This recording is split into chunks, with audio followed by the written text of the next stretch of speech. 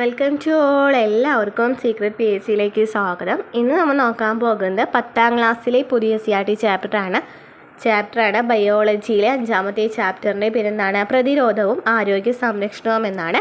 ഇപ്പോൾ PSC പഠിക്കുന്ന പിള്ളേർക്ക് അറിയാം, സിലബസിൽ നമ്മുടെ എല്ലാ സിലബസിലാണെന്നുണ്ടെങ്കിലും എടുത്തു പറയുന്ന ഒരു ടോപ്പിക്കാണ് അല്ലേ, ആരോഗ്യ സംരക്ഷണം, പ്രതിരോധം, അല്ലെങ്കിൽ പിന്നെന്താണ് രോഗങ്ങൾ എന്നൊക്കെ പറയുന്ന ഒരു ഭാഗമുണ്ടല്ലോ. ആ ഒരു 2 ടോപ്പിക്കും വരുന്നത് ഈ ഒരു ചാപ്റ്ററിലാണ് കൂടുതലായിട്ട് വരുന്നത് കേട്ടോ. അപ്പോൾ ഇതിൽ ആദ്യത്തെ പാർട്ട് നമ്മൾ കംപ്ലീറ്റ് ചെയ്തിട്ടുണ്ട്. കാണാത്തവരുണ്ടെന്നുണ്ടെങ്കിൽ പോയി കാണാം കേട്ടോ.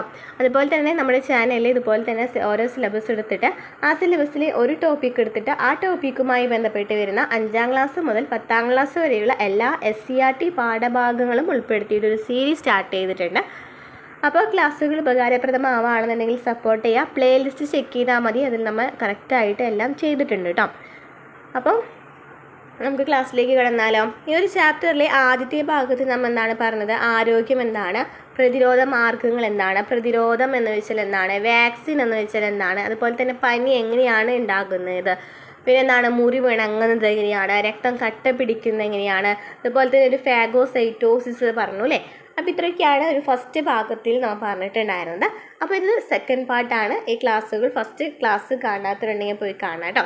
അപ്പോൾ നമുക്ക് രോഗങ്ങൾ എന്ന് പറയുന്ന ഭാഗത്തിലേക്ക് കിടക്കാം.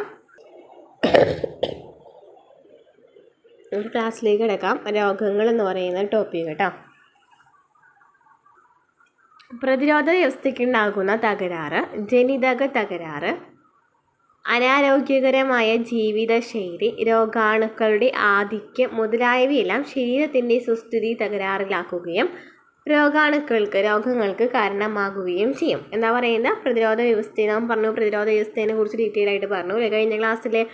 അപ്പോൾ ഈ പ്രതിരോധ വ്യവസ്ഥയിൽ ഉണ്ടാകുന്ന തകരാറായിരിക്കാം, അല്ലെങ്കിൽ ജനിതക തകരാറാവാം, അല്ലെങ്കിൽ എന്താണ് നമ്മൾ കറക്റ്റ് ഫുഡ് അല്ലേ കഴിക്കാത്തത് മൂലമായിരിക്കാം, ഇത് നമ്മുടെ ജീവിതശൈലിയിൽ ഉണ്ടാകുന്ന മാറ്റങ്ങൾ കൊണ്ടായിരിക്കാം. രോഗാണുക്കളുടെ ആധിക്യമൊക്കെ എന്ത് സംഭവിക്കാറുണ്ട്? നമുക്ക് രോഗങ്ങൾ വരാനായിട്ട് ചാൻസ് ഉണ്ട് അല്ലേ. ഒരാളുടെ ജീവിത കാലയളവിൽ ഉണ്ടാകുന്ന രോഗങ്ങളും പാരമ്പര്യമായി ഉണ്ടാകുന്ന രോഗങ്ങളുമുണ്ട്. അപ്പോൾ രോഗങ്ങൾ 2 ടൈപ്പാണുള്ളത് അല്ലേ. ഏതൊക്കെയാണ് പറയുന്നത്? ജീവിത കാലയളവിൽ ഉണ്ടാകുന്ന രോഗങ്ങളുണ്ടാവാം, പാരമ്പര്യമായിട്ടുണ്ടാകുന്ന രോഗങ്ങളുണ്ടായിരിക്കാം. അപ്പോൾ എന്താണ് ആർജിത രോഗങ്ങൾ എന്ന് വെച്ചാൽ, എന്താണ് അക്വയർ ഡിസീസ് എന്ന് വെച്ചാൽ, ഒരാളുടെ ജീവിത കാലയളവിൽ ഉണ്ടാകുന്ന രോഗങ്ങളെയാണ് ആർജിത രോഗങ്ങൾ എന്ന് പറയുന്നത്. ആർജിത രോഗങ്ങൾ എന്ന് വെച്ചെന്താണ്? ഒരാളുടെ ജീവിത കാലയളവിൽ ഉണ്ടാകുന്ന രോഗങ്ങളെയാണ് ആർജിത രോഗങ്ങൾ എന്ന് പറയുന്നത്. പരിസ്ഥിതി ഘടകങ്ങൾ, രോഗാണുക്കൾ, ജീവിതശൈലി തുടങ്ങിയവയെല്ലാം ഇത്തരം രോഗങ്ങൾക്ക് കാരണമാകാറുണ്ട്. അപ്പോൾ ഈ ആർജിത രോഗങ്ങൾക്ക് എന്തൊക്കെ കാരണമാകാം? പരിസ്ഥിതി ഘടകങ്ങൾ, രോഗാണുക്കൾ, ജീവിതശൈലി തുടങ്ങിയവയെല്ലാം ഇത്തരം രോഗാണുക്കൾക്ക് കാരണമാകാറുണ്ട്. രോഗങ്ങൾ മറ്റുള്ളവരിലേക്ക് പകരുന്നവയും പകരാത്തവയും ഉണ്ട്. അപ്പോൾ ഈ രോഗങ്ങൾ നമുക്കറിയാം, പകരുന്നവയും ഉണ്ട്, പകരാത്തവയും ഉണ്ട് അല്ലേ. അപ്പോൾ ഒരാളുടെ ജീവിത കാലയളവിൽ ഉണ്ടാകുന്ന രോഗങ്ങളെയാണ് എന്ന് പറയുന്നത് ആർജിത രോഗങ്ങൾ എന്ന് പറയുന്നത്.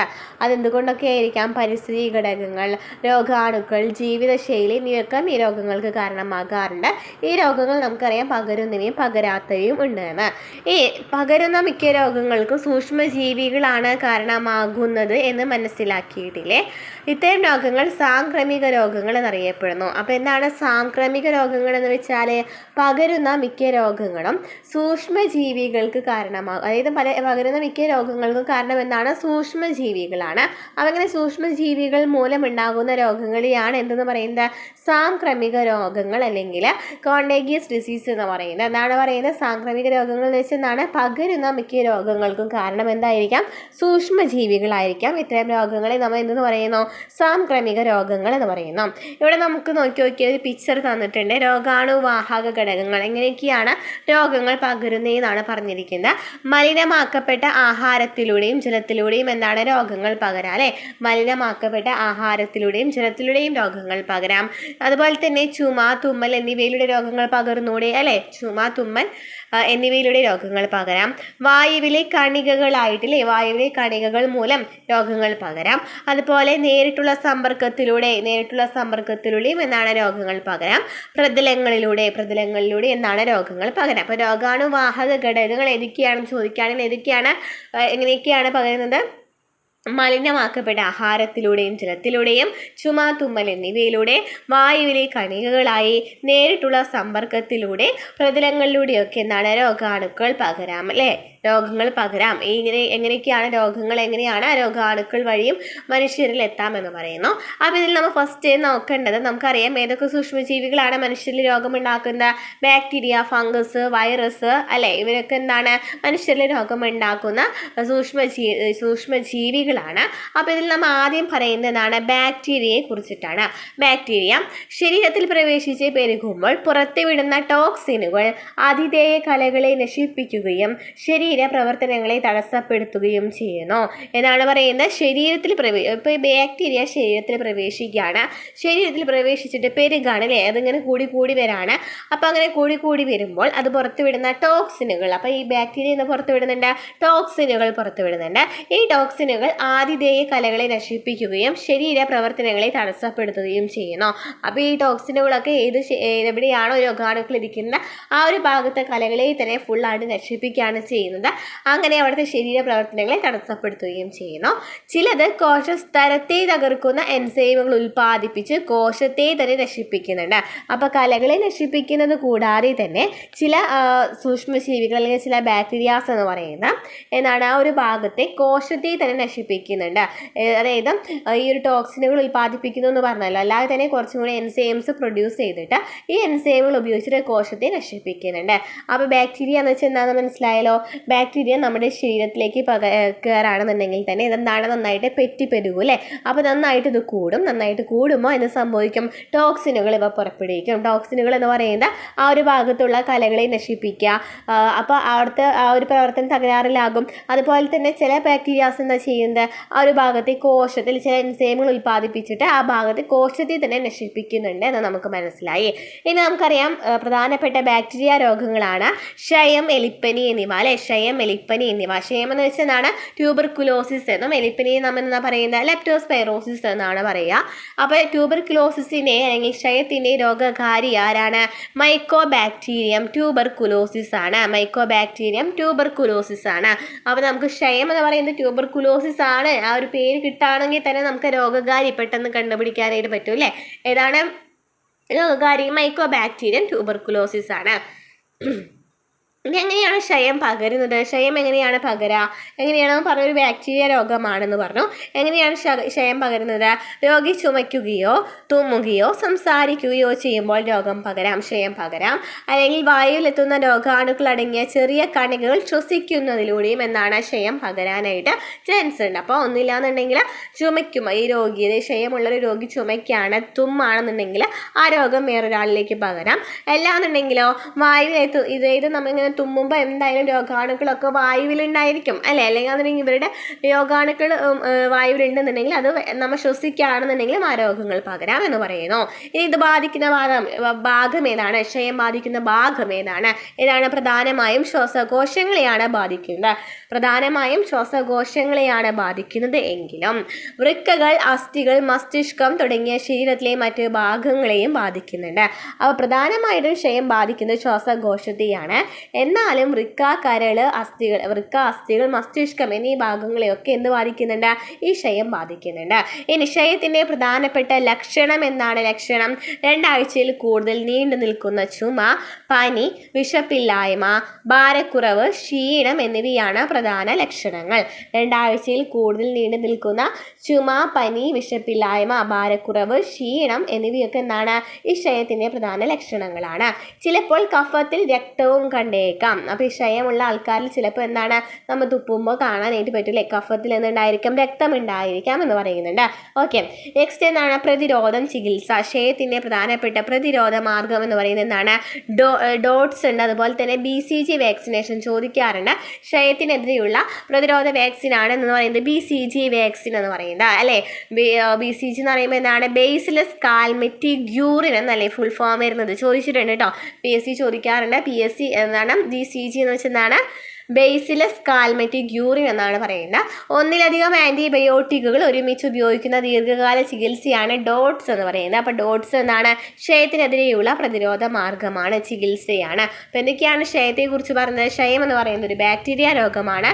ക്ഷയത്തിൻ്റെ രോഗകാരിയാണ് മൈക്കോബാക്ടീരിയം ട്യൂബർകുലോസിസ്. പകർച്ചാരീതി എന്ന് പറയുന്നത് വായുവിലൂടെയും പകരാം. അതുപോലെ തന്നെ തുമ്മുമ്പോഴൊക്കെ ഈ മറ്റു രോഗികളിൽ നിന്നും മറ്റു ആൾക്കാരിലേക്ക് ഇത് പകരാം. അതുപോലെ തന്നെ ഇത് ബാധിക്കുന്ന പ്രധാനമായിട്ടും ശ്വാസകോശത്തെയാണ് എങ്കിലും വൃക്കാസ്ഥികൾ, മസ്തിഷ്കം എന്നിവയെ ഇത് ബാധിക്കുന്നുണ്ട്. ലക്ഷണം എന്ന് ചോദിക്കുകയാണെന്നുണ്ടെങ്കിൽ 2 ആഴ്ചയിൽ കൂടുതൽ നിൽക്കുന്ന ചുമ, പനി, വിശപ്പില്ലായ്മ, ഭാരം, ക്ഷീണക്കുറവ് എന്നിവയൊക്കെ എന്താണ്? പ്രധാനപ്പെട്ട ലക്ഷണമാണ്. അതുപോലെ തന്നെ ചിലപ്പോൾ കഫത്തിൽ രക്തവും ഉണ്ടായിരിക്കാം. പിന്നെ ഇതിൻ്റെ പ്രതിരോധ മാർഗ്ഗങ്ങൾ എന്ന് പറയുന്നത് എന്താണ്? ഡോട്ട്സ് എന്ന് വെച്ചാൽ എന്താണ്? കുറേ ആൻറ്റിബയോട്ടിക്കുകൾ ഒരുമിച്ച് ചികിത്സിക്കുന്ന രീതിയാണ് ഡോട്ട്സ് എന്ന് പറയുന്നത്. അതുപോലെ തന്നെ BCG എന്ന് പറയുന്നത് ഏതിൻ്റെ പ്രതിരോധമാണ്? ക്ഷയത്തിൻ്റെ പ്രതിരോധ മാർഗ്ഗമാണ്. ഇനി നമുക്ക് എലിപ്പനിയെ കുറിച്ച് നോക്കാം. എലിപ്പനിയുടെ ഫുൾ ഫോം എന്താണ്? ലെപ്റ്റോസ്പൈറോസിസ് എന്നാണ്. ലെപ്റ്റോസ്പൈറോസിസ് എന്നാണ്. അപ്പോൾ രോഗകാരി ഏതായിരിക്കും? ലെപ്റ്റോസ്പൈറിയാണ്. ഇനി പകർച്ചാരീതി എന്ന് പറയുന്ന എലിമൂത്രം കലർന്ന ജലത്തിൽ നിന്നും മുറിവുകളിലൂടെയോ കണ്ണ്, മൂക്ക് എന്നിവിടങ്ങളിലെ ശ്ലേഷ്മസ്തരത്തിലൂടെയോ എന്ത് പകരാം? എലിപ്പനി പകരാം. എലിമൂത്രം കലർന്ന ജലത്തിൽ നിന്ന് ആയിരിക്കാം, അല്ലെങ്കിൽ മുറിവുകളിലൂടെയോ കണ്ണ്, മൂക്ക് എന്നിവിടങ്ങളിലെ ശ്ലേഷ്മസ്തരത്തിലൂടെയോ എന്ത് പകരാം? ഈ എലിപ്പനി പകരാനായിട്ട് ചാൻസ് ഉണ്ട്. ഇത് ബാധിക്കുന്നത് ഏത് തന്നെയാണ്? ശ്വാസകോശങ്ങളെ ബാധിക്കുന്നുണ്ട്, വൃക്കകളെയും കരളിനെയും ബാധിക്കുന്നുണ്ട്. ഈ എലിപ്പനി എന്ന് പറയുന്നത്. ഇനി പ്രധാനപ്പെട്ട ലക്ഷണം എന്താണ്? പെട്ടെന്നുണ്ടാകുന്ന പനി, തലവേദന, പേശീവേദന, കണ്ണിന് ചുവപ്പ് നിറം, ഛർദി എന്നിവയൊക്കെ എന്താണ്? എലിപ്പനിയുടെ പ്രധാനപ്പെട്ട ലക്ഷണമാണ്. പനി, തലവേദന, പേശീവേദന, കണ്ണിന് ചുവപ്പ് നിറം, ഛർദിയും. ഇനി പ്രതിരോധം, ചികിത്സാ മാർഗം എന്താണ്? പ്രതിരോധ മരുന്നുകൾ ഉപയോഗിക്കുക, അതുപോലെ തന്നെ ആൻറ്റിബയോട്ടിക്കുകൾ ഉപയോഗിച്ചുള്ള ചികിത്സയും ഇതിലുണ്ട്. അപ്പോൾ എലിപ്പനി എന്ന് പറയുമ്പോൾ ലെപ്റ്റോസ്പൈറിയാണ് രോഗകാരി എന്ന് പറയുന്നത്. പകരുന്നത് ഒന്നില്ലെങ്കിൽ എലിമൂത്രം വഴി ആയിരിക്കാം. അതായത് എലിമൂത്രം വഴി ചിലപ്പോൾ നമ്മുടെ മുറിവൊക്കെ ഉണ്ടാവുമല്ലോ, അപ്പോൾ ആ മുറിവിലേക്കൊക്കെ വരാണെന്നുണ്ടെങ്കിൽ പെട്ടെന്ന് തന്നെ ഇത് ഉണ്ടാവാനായിട്ടുള്ള ചാൻസ് ഉണ്ട്. അല്ലാന്നുണ്ടെങ്കിൽ ശ്ലേഷ്മസ്തരത്തിലൂടെയും അത് പകരാനായിട്ട് ചാൻസ് ഉണ്ട്. ഇത് ബാധിക്കുന്ന ഭാഗങ്ങൾ ചോദിക്കുകയാണെന്നുണ്ടെങ്കിൽ കരൾ, വൃക്ക, ശ്വാസകോശങ്ങൾ എന്നിവയാണ്. അതുപോലെ തന്നെ ലക്ഷണം എന്താണ്? പെട്ടെന്നുണ്ടാകുന്ന പനി, ചുമ, ഛർദി, അതുപോലെ തന്നെ കണ്ണിനൊക്കെ ചുവപ്പ് നിറമൊക്കെ ഉണ്ടാവാം. അതുപോലെ തന്നെ ഇതിൻ്റെ പ്രതിരോധ മാർഗ്ഗങ്ങൾ എന്ന് പറയുന്നത് ആൻറ്റിബയോട്ടിക്കുകൾ ഉപയോഗിച്ച് ചികിത്സയാവാം, അല്ലെങ്കിൽ പ്രതിരോധ മരുന്നുകൾ ഉപയോഗിക്കുക എന്നാണ് പറയുന്നത്. ഓക്കെ, അപ്പോൾ ബാക്ടീരിയയെക്കുറിച്ച് ഈ ഒരു രോഗങ്ങൾ മാത്രമാണ് നമ്മുടെ 10ാം ക്ലാസ്സിലെ SCERT എടുത്ത് പറയുന്നത് കേട്ടോ. ഇനി നമുക്ക് വൈറസ് എന്ന് പറയുന്നത് വേറൊരു സൂക്ഷ്മജീവിയാണെന്ന് നമുക്കറിയാം അല്ലേ. അപ്പോൾ വൈറസ് ശരീരത്തിൽ പ്രവേശിച്ച് ആതിഥേയ കോശങ്ങളുടെ ജനിതക സംവിധാനം ഉപയോഗിച്ച് പെരുകുന്നു. അപ്പോൾ വൈറസ് എന്താണ് ചെയ്യുന്നത്? ശരീരത്തിൽ പ്രവേശിച്ചിട്ട് ആതിഥേയ കോശങ്ങളുടെ ജനിതക സംവിധാനം ഉപയോഗിച്ചിട്ടാണ് പെരുകുന്നത്. അങ്ങനെ ഈ കോശങ്ങളെ നശിപ്പിച്ച് രോഗമുണ്ടാക്കുന്നു. കോശങ്ങളെ നശിപ്പിച്ചിട്ടാണ് അവിടെ രോഗമുണ്ടാക്കുന്നത് അല്ലേ. വൈറസ് എന്നാ ചെയ്യുന്നത്? കോശങ്ങളെ നശിപ്പിച്ചിട്ടാണ് അവിടെ രോഗമുണ്ടാക്കുന്നത്. അപ്പോൾ ഇതിന് പ്രധാനപ്പെട്ട ഒരു എക്സാമ്പിൾ നമുക്ക് പറയാം, അല്ലെങ്കിൽ പ്രധാനപ്പെട്ട വൈറസ് രോഗമാണ് എന്ന് പറയുന്നത് എയ്ഡ്സ് എന്ന് പറയുന്നത്. എയ്ഡ്സ് ചോദിക്കാറുണ്ട്, PSC റിപ്പീറ്റഡ് ക്വസ്റ്റ്യൻ ആണ് കേട്ടോ. എയ്ഡ്സിൻ്റെ ഫുൾ ഫോം എന്താണ്? അക്വയർഡ് ഇമ്മ്യൂണോ ഡെഫിഷ്യൻസി സിൻഡ്രം എന്നാണ്. അക്വയർഡ് ഇമ്മ്യൂണോ ഡെഫിഷ്യൻസി സിൻഡ്രം എന്നാണ്. എയ്ഡ്സിൻ്റെ രോഗകാരി ആരാണ്? HIV ആണ്. എയ്ഡ്സിൻ്റെ രോഗകാരി ആരാണ്? HIV ആണ്. ഹ്യൂമൻ ഇമ്മ്യൂണോ ഡെഫിഷ്യൻസി വൈറസ് ആണ് രോഗകാരി എന്ന് പറയുന്നത്. ഇനി എയ്ഡ്സ് ബാധിക്കുന്നത് ഏതിനെയാണ്? എയ്ഡ്സ് ബാധിക്കുന്നത് T ലിംഫോസൈറ്റുകളെയാണ്. T എന്ന് വെച്ചാൽ എന്താണ്? T ലിംഫോസൈറ്റ് ഒക്കെ നമ്മൾ കഴിഞ്ഞ ക്ലാസ്സിൽ പറഞ്ഞിട്ടുണ്ടായിരുന്നു അല്ലേ. അപ്പോൾ T ലിംഫോസൈറ്റുകളെയാണ് എയ്ഡ്സ് ബാധിക്കുന്നത്. T ലിംഫോസൈറ്റുകളെയാണ് അല്ലേ. ഓക്കെ, നമുക്ക് 2 ലിംഫോസൈറ്റുകളാണുള്ളത്. നമുക്ക് കഴിഞ്ഞ ക്ലാസ്സിൽ പറഞ്ഞതാണ്. B ലിംഫോസൈറ്റുകളും T ലിംഫോസൈറ്റുകളും. B ലിംഫോസൈറ്റ് എന്ന് വെച്ചാൽ ആ പേര് തന്നെയുണ്ട്. B എന്ന് വെച്ചാൽ എന്താണ്? ബോൺ, അതായത് അസ്ഥി മജ്ജയിലായിരിക്കാം അത് രൂപപ്പെടുന്നത്. ആൻറ്റിജനുകൾക്കെതിരെ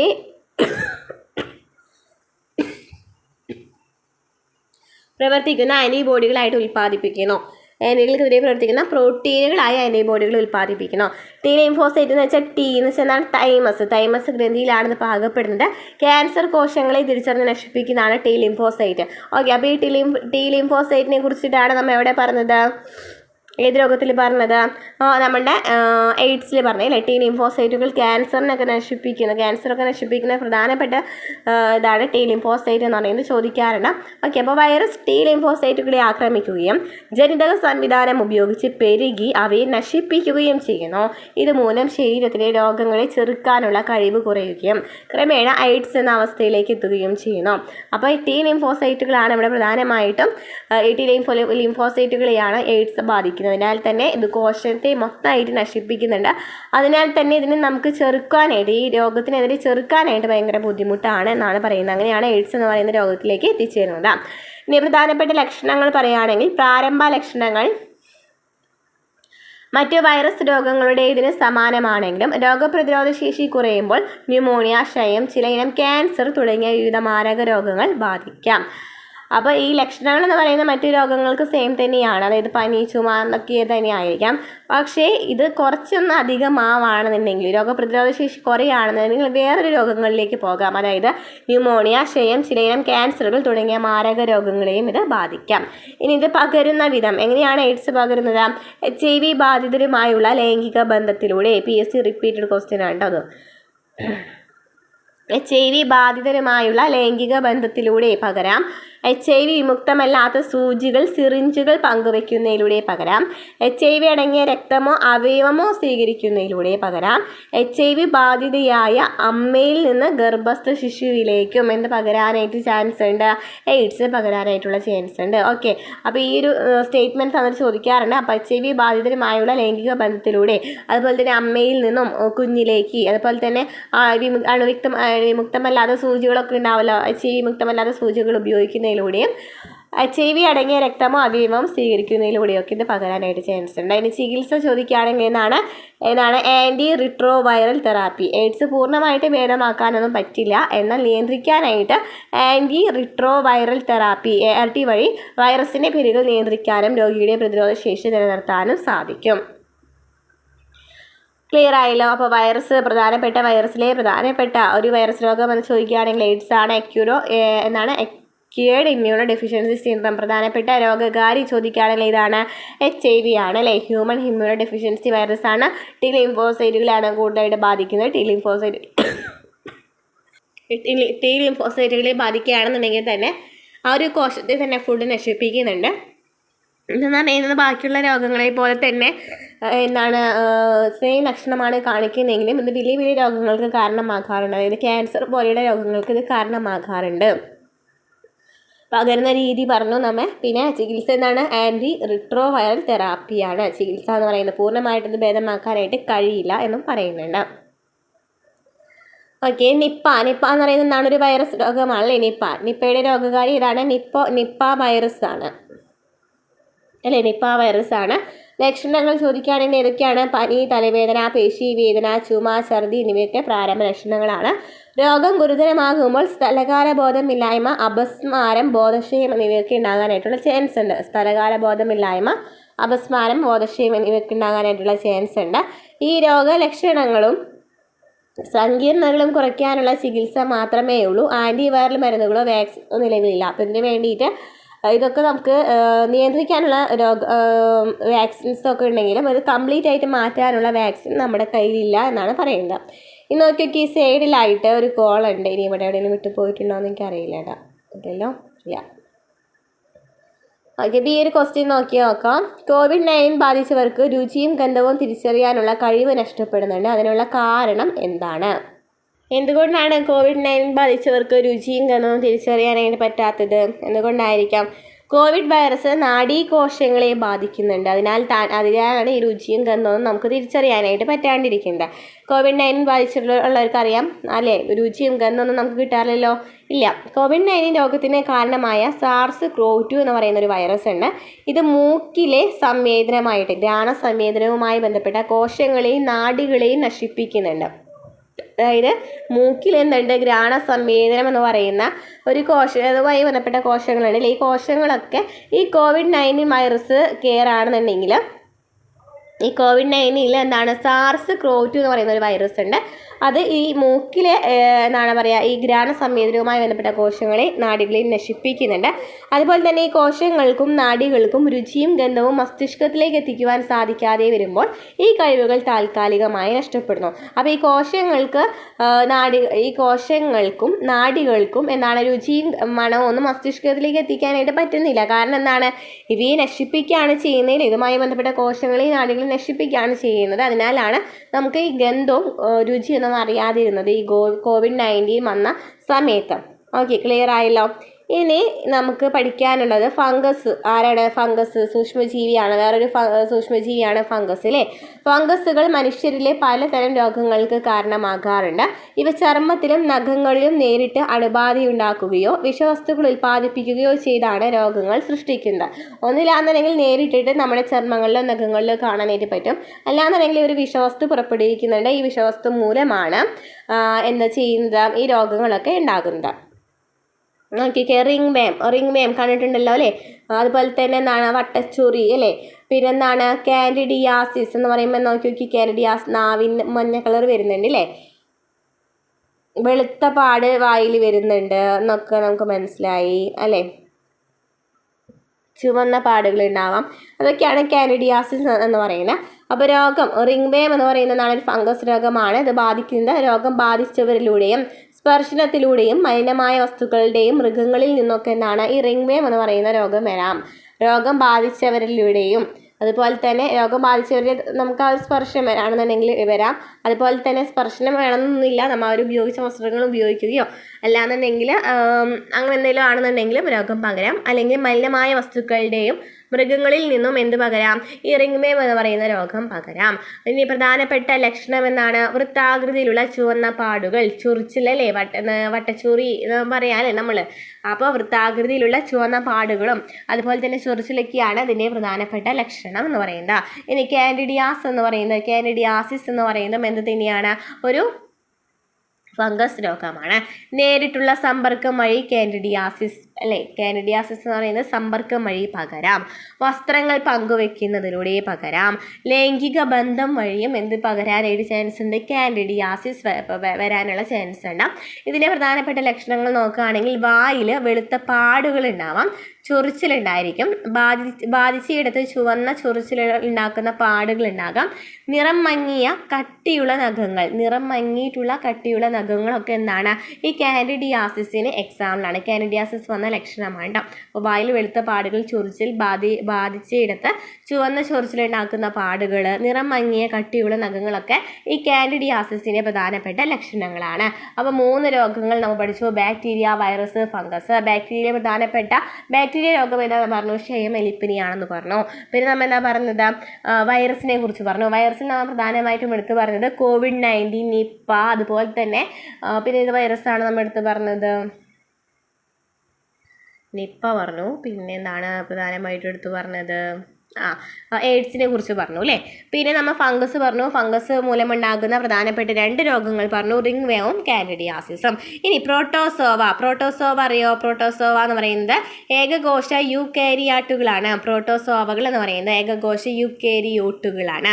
ചില പ്രോട്ടോസോവകൾ ചുവന്ന രക്തകോശങ്ങളെ ആക്രമിക്കുകയും അവയ്ക്കുള്ളിൽ പെരുകുകയും അവയെ നശിപ്പിക്കുകയും ചെയ്യുന്നു. ചിലത് ശരീരപ്രവർത്തനങ്ങളെ ബാധിക്കുന്ന ദോഷകരമായ വസ്തുക്കളും പുറത്തുവിടുന്നു.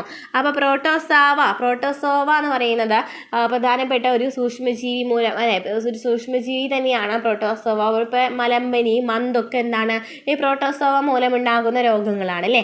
അപ്പോൾ ഈ പ്രോട്ടോസോവ എന്ന് വെച്ചാൽ ഒരു ഏകകോശ യൂക്കാരിയോട്ടുകളാണ്. അതുപോലെ തന്നെ ഈ പ്രോട്ടോസോവകൾ ചുവന്ന രക്തകോശങ്ങളെ എന്ന് പറയുമ്പോൾ എന്താണ്, അരുണ രക്താണുക്കളൊക്കെ ഉണ്ടല്ലോ. അപ്പോൾ ഈ ചുവന്ന രക്തകോശങ്ങളെയാണ് ഇത് ആക്രമിക്കുക, അവിടെ തന്നെ പെരുകിയിട്ട് അതിനെ നശിപ്പിക്കുകയാണ് ചെയ്യുന്നത്. അതുപോലെ തന്നെ ചിലതാണെന്നുണ്ടെങ്കിൽ ഈ നമ്മുടെ ശരീരത്തിന് ദോഷകരമായിട്ടുള്ള വസ്തുക്കളും പുറത്തുവിടുന്നുണ്ട്. അപ്പോൾ ചിലത് ഡയറക്റ്റായിട്ട് നശിപ്പിക്കും, ചിലത് എന്താണ് ദോഷകരമായ വസ്തുക്കൾ പുറത്തുവിടുന്നുണ്ട്. അപ്പോൾ പ്രോട്ടോസോവയെ കുറിച്ച് നമുക്ക് നോക്കുകയാണെന്നുണ്ടെങ്കിൽ പ്രധാനപ്പെട്ട ഒരു രോഗമാണ് മലമ്പനി, മലേറിയ എന്ന് പറയുന്നത് അല്ലേ, മലമ്പനി.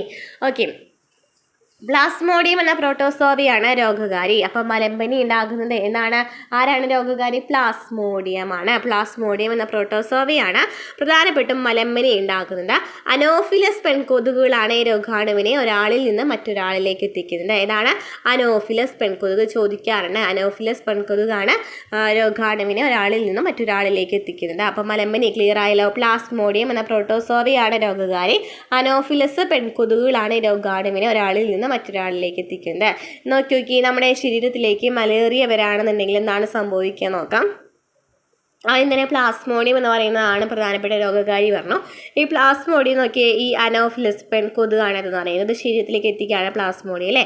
അപ്പോൾ ഇവിടെ ചെന്നതിന് ശേഷം എന്ന് സംഭവിക്കും? പെരുകും അല്ലേ, പെരുകും. അങ്ങനെ പെരുകിയിട്ട് അവിടുത്തെ ചുവന്ന രക്താണുക്കളെ നശിപ്പിക്കുന്നു. അതാണ് മലേറിയ രോഗബാധ എന്ന് പറയുന്നത്. അനോഫിലസ് പെൺകൊതുക് കണ്ടിട്ടുണ്ടോ?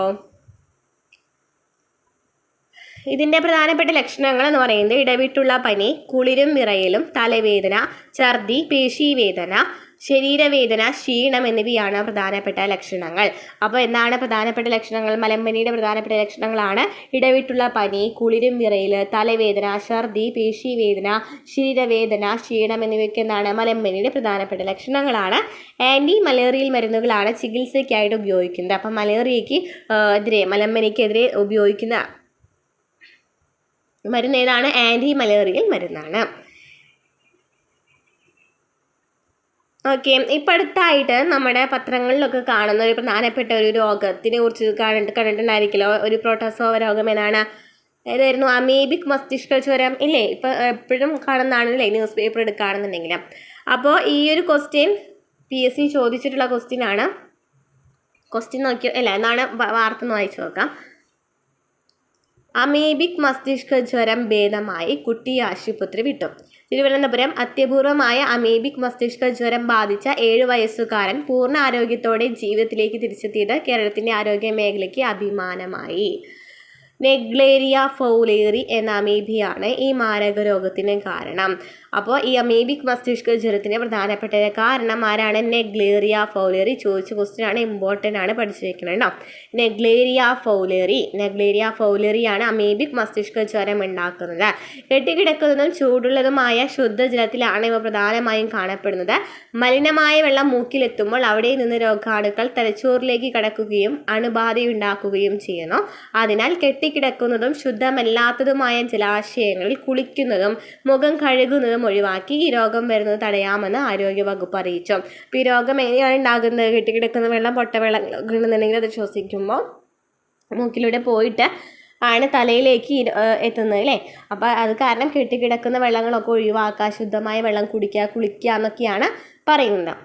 ഓക്കെ, ഇനി നമുക്ക് പഠിക്കാനുള്ളത് വിരകളെ കുറിച്ചിട്ടാണ്. അപ്പോൾ നമ്മൾ സൂക്ഷ്മജീവികളെ കുറിച്ച് പഠിച്ചല്ലോ. പ്രധാനപ്പെട്ട സൂക്ഷ്മജീവികൾ ഏതൊക്കെയാണ്? ബാക്ടീരിയ, വൈറസ്, ഫംഗസ് ഒക്കെ നമ്മൾ പഠിച്ചു അല്ലേ. പ്രോട്ടോസോവ രോഗങ്ങൾ പറഞ്ഞു. ഇനി നമ്മൾ പഠിക്കുന്ന വിരകളാണ്. വിരകളും രോഗങ്ങൾ ഉണ്ടാക്കുന്നുണ്ട് അല്ലേ. അത്തരം ചില രോഗങ്ങൾ ഇവിടെ നോക്കിയോക്കെ ദേശീയ വിരവിമുക്ത ദിനം എന്ന് പറഞ്ഞിട്ട് തന്നിട്ടുണ്ട് അല്ലേ. വിരബാധയില്ലാത്ത കുട്ടികൾ, ആരോഗ്യമുള്ള കുട്ടികൾ എന്ന് പറഞ്ഞിട്ട്.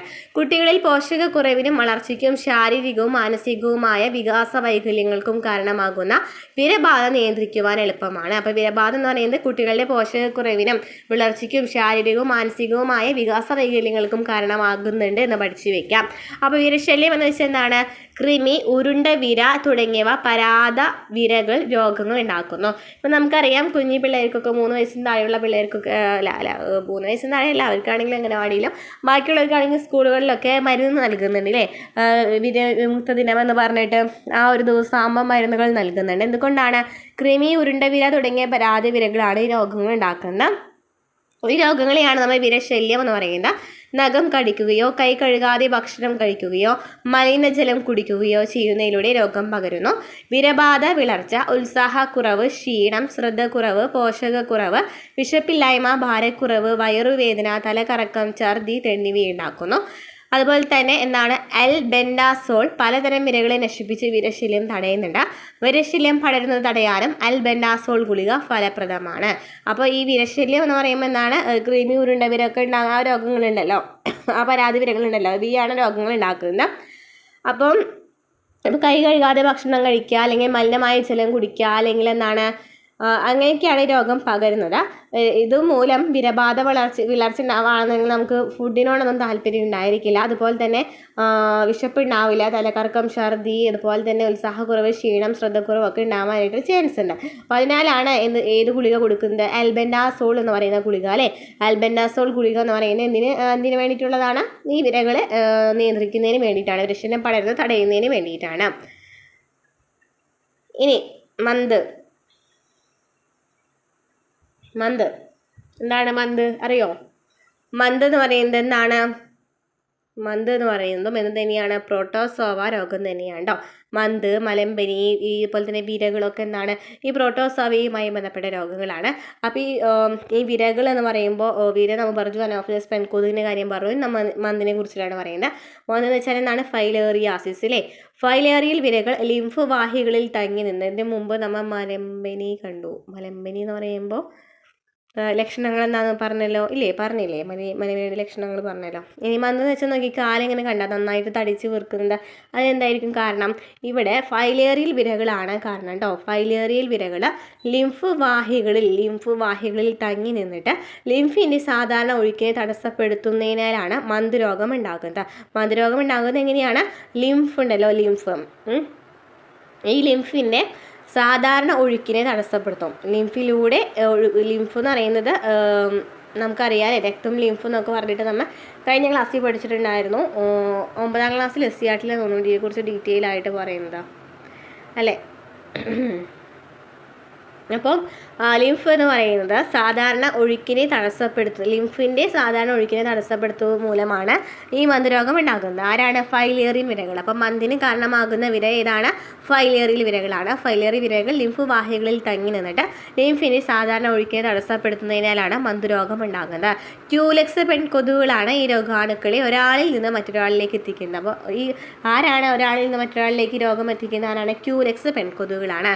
കൊതുക് കടിക്കുമ്പോൾ വിരകളുടെ ലാർവകൾ രക്തത്തിൽ പ്രവേശിച്ച് വളരുകയും ലിംഫ് വാഹികളിലെത്തി അവിടെ തങ്ങി നിൽക്കുകയും ചെയ്യുന്നു. അപ്പോൾ വിരകളുടെ ലാർവകൾ രക്തത്തിൽ പ്രവേശിക്കും, എന്നിട്ട് അവിടെ വളർന്നിട്ട് അവിടെ തങ്ങി നിൽക്കുകയാണ് ചെയ്യുന്നത്. തൽഫലമായി ലിംഫ് ദ്രവം കെട്ടി നിന്ന് കാലക്രമേണ കാലുകൾ, കൈകൾ, ജനനേന്ദ്രിയങ്ങൾ തുടങ്ങിയ ശരീരഭാഗങ്ങൾ അമിതമായി വീങ്ങി വലുതാക്കുന്നു.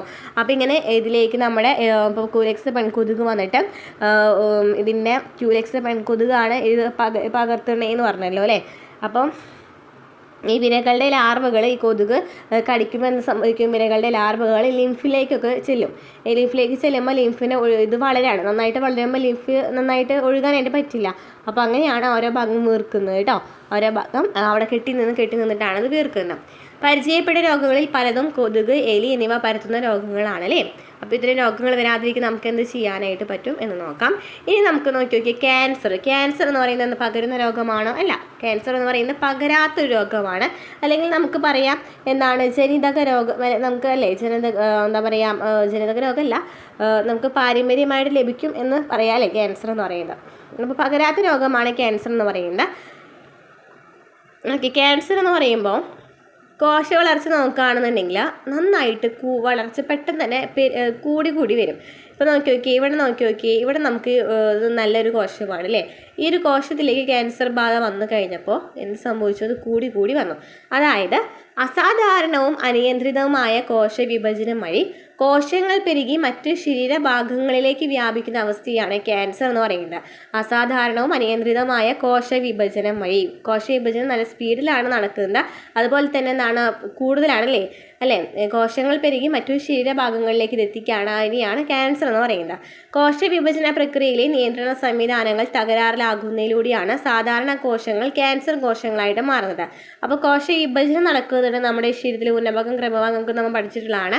അപ്പോൾ ഈ കോശ വിഭജന പ്രക്രിയയിലെ നിയന്ത്രണ സംവിധാനങ്ങൾ തകരാറിലാകുമ്പോഴാണ് ഈ കോശങ്ങൾ ഇങ്ങനെ നന്നായിട്ട് കൂടി വരാം. അങ്ങനെയാണ് ഈ ക്യാൻസർ എന്ന് പറയുന്ന കോശങ്ങൾ ഉണ്ടാകുന്നത്. ക്യാൻസർ കോശങ്ങൾ രക്തത്തിലൂടെയും ലിംഫിലൂടെയുമാണ് മറ്റു ഭാഗങ്ങളിലേക്ക് പടരുന്നത് അല്ലേ.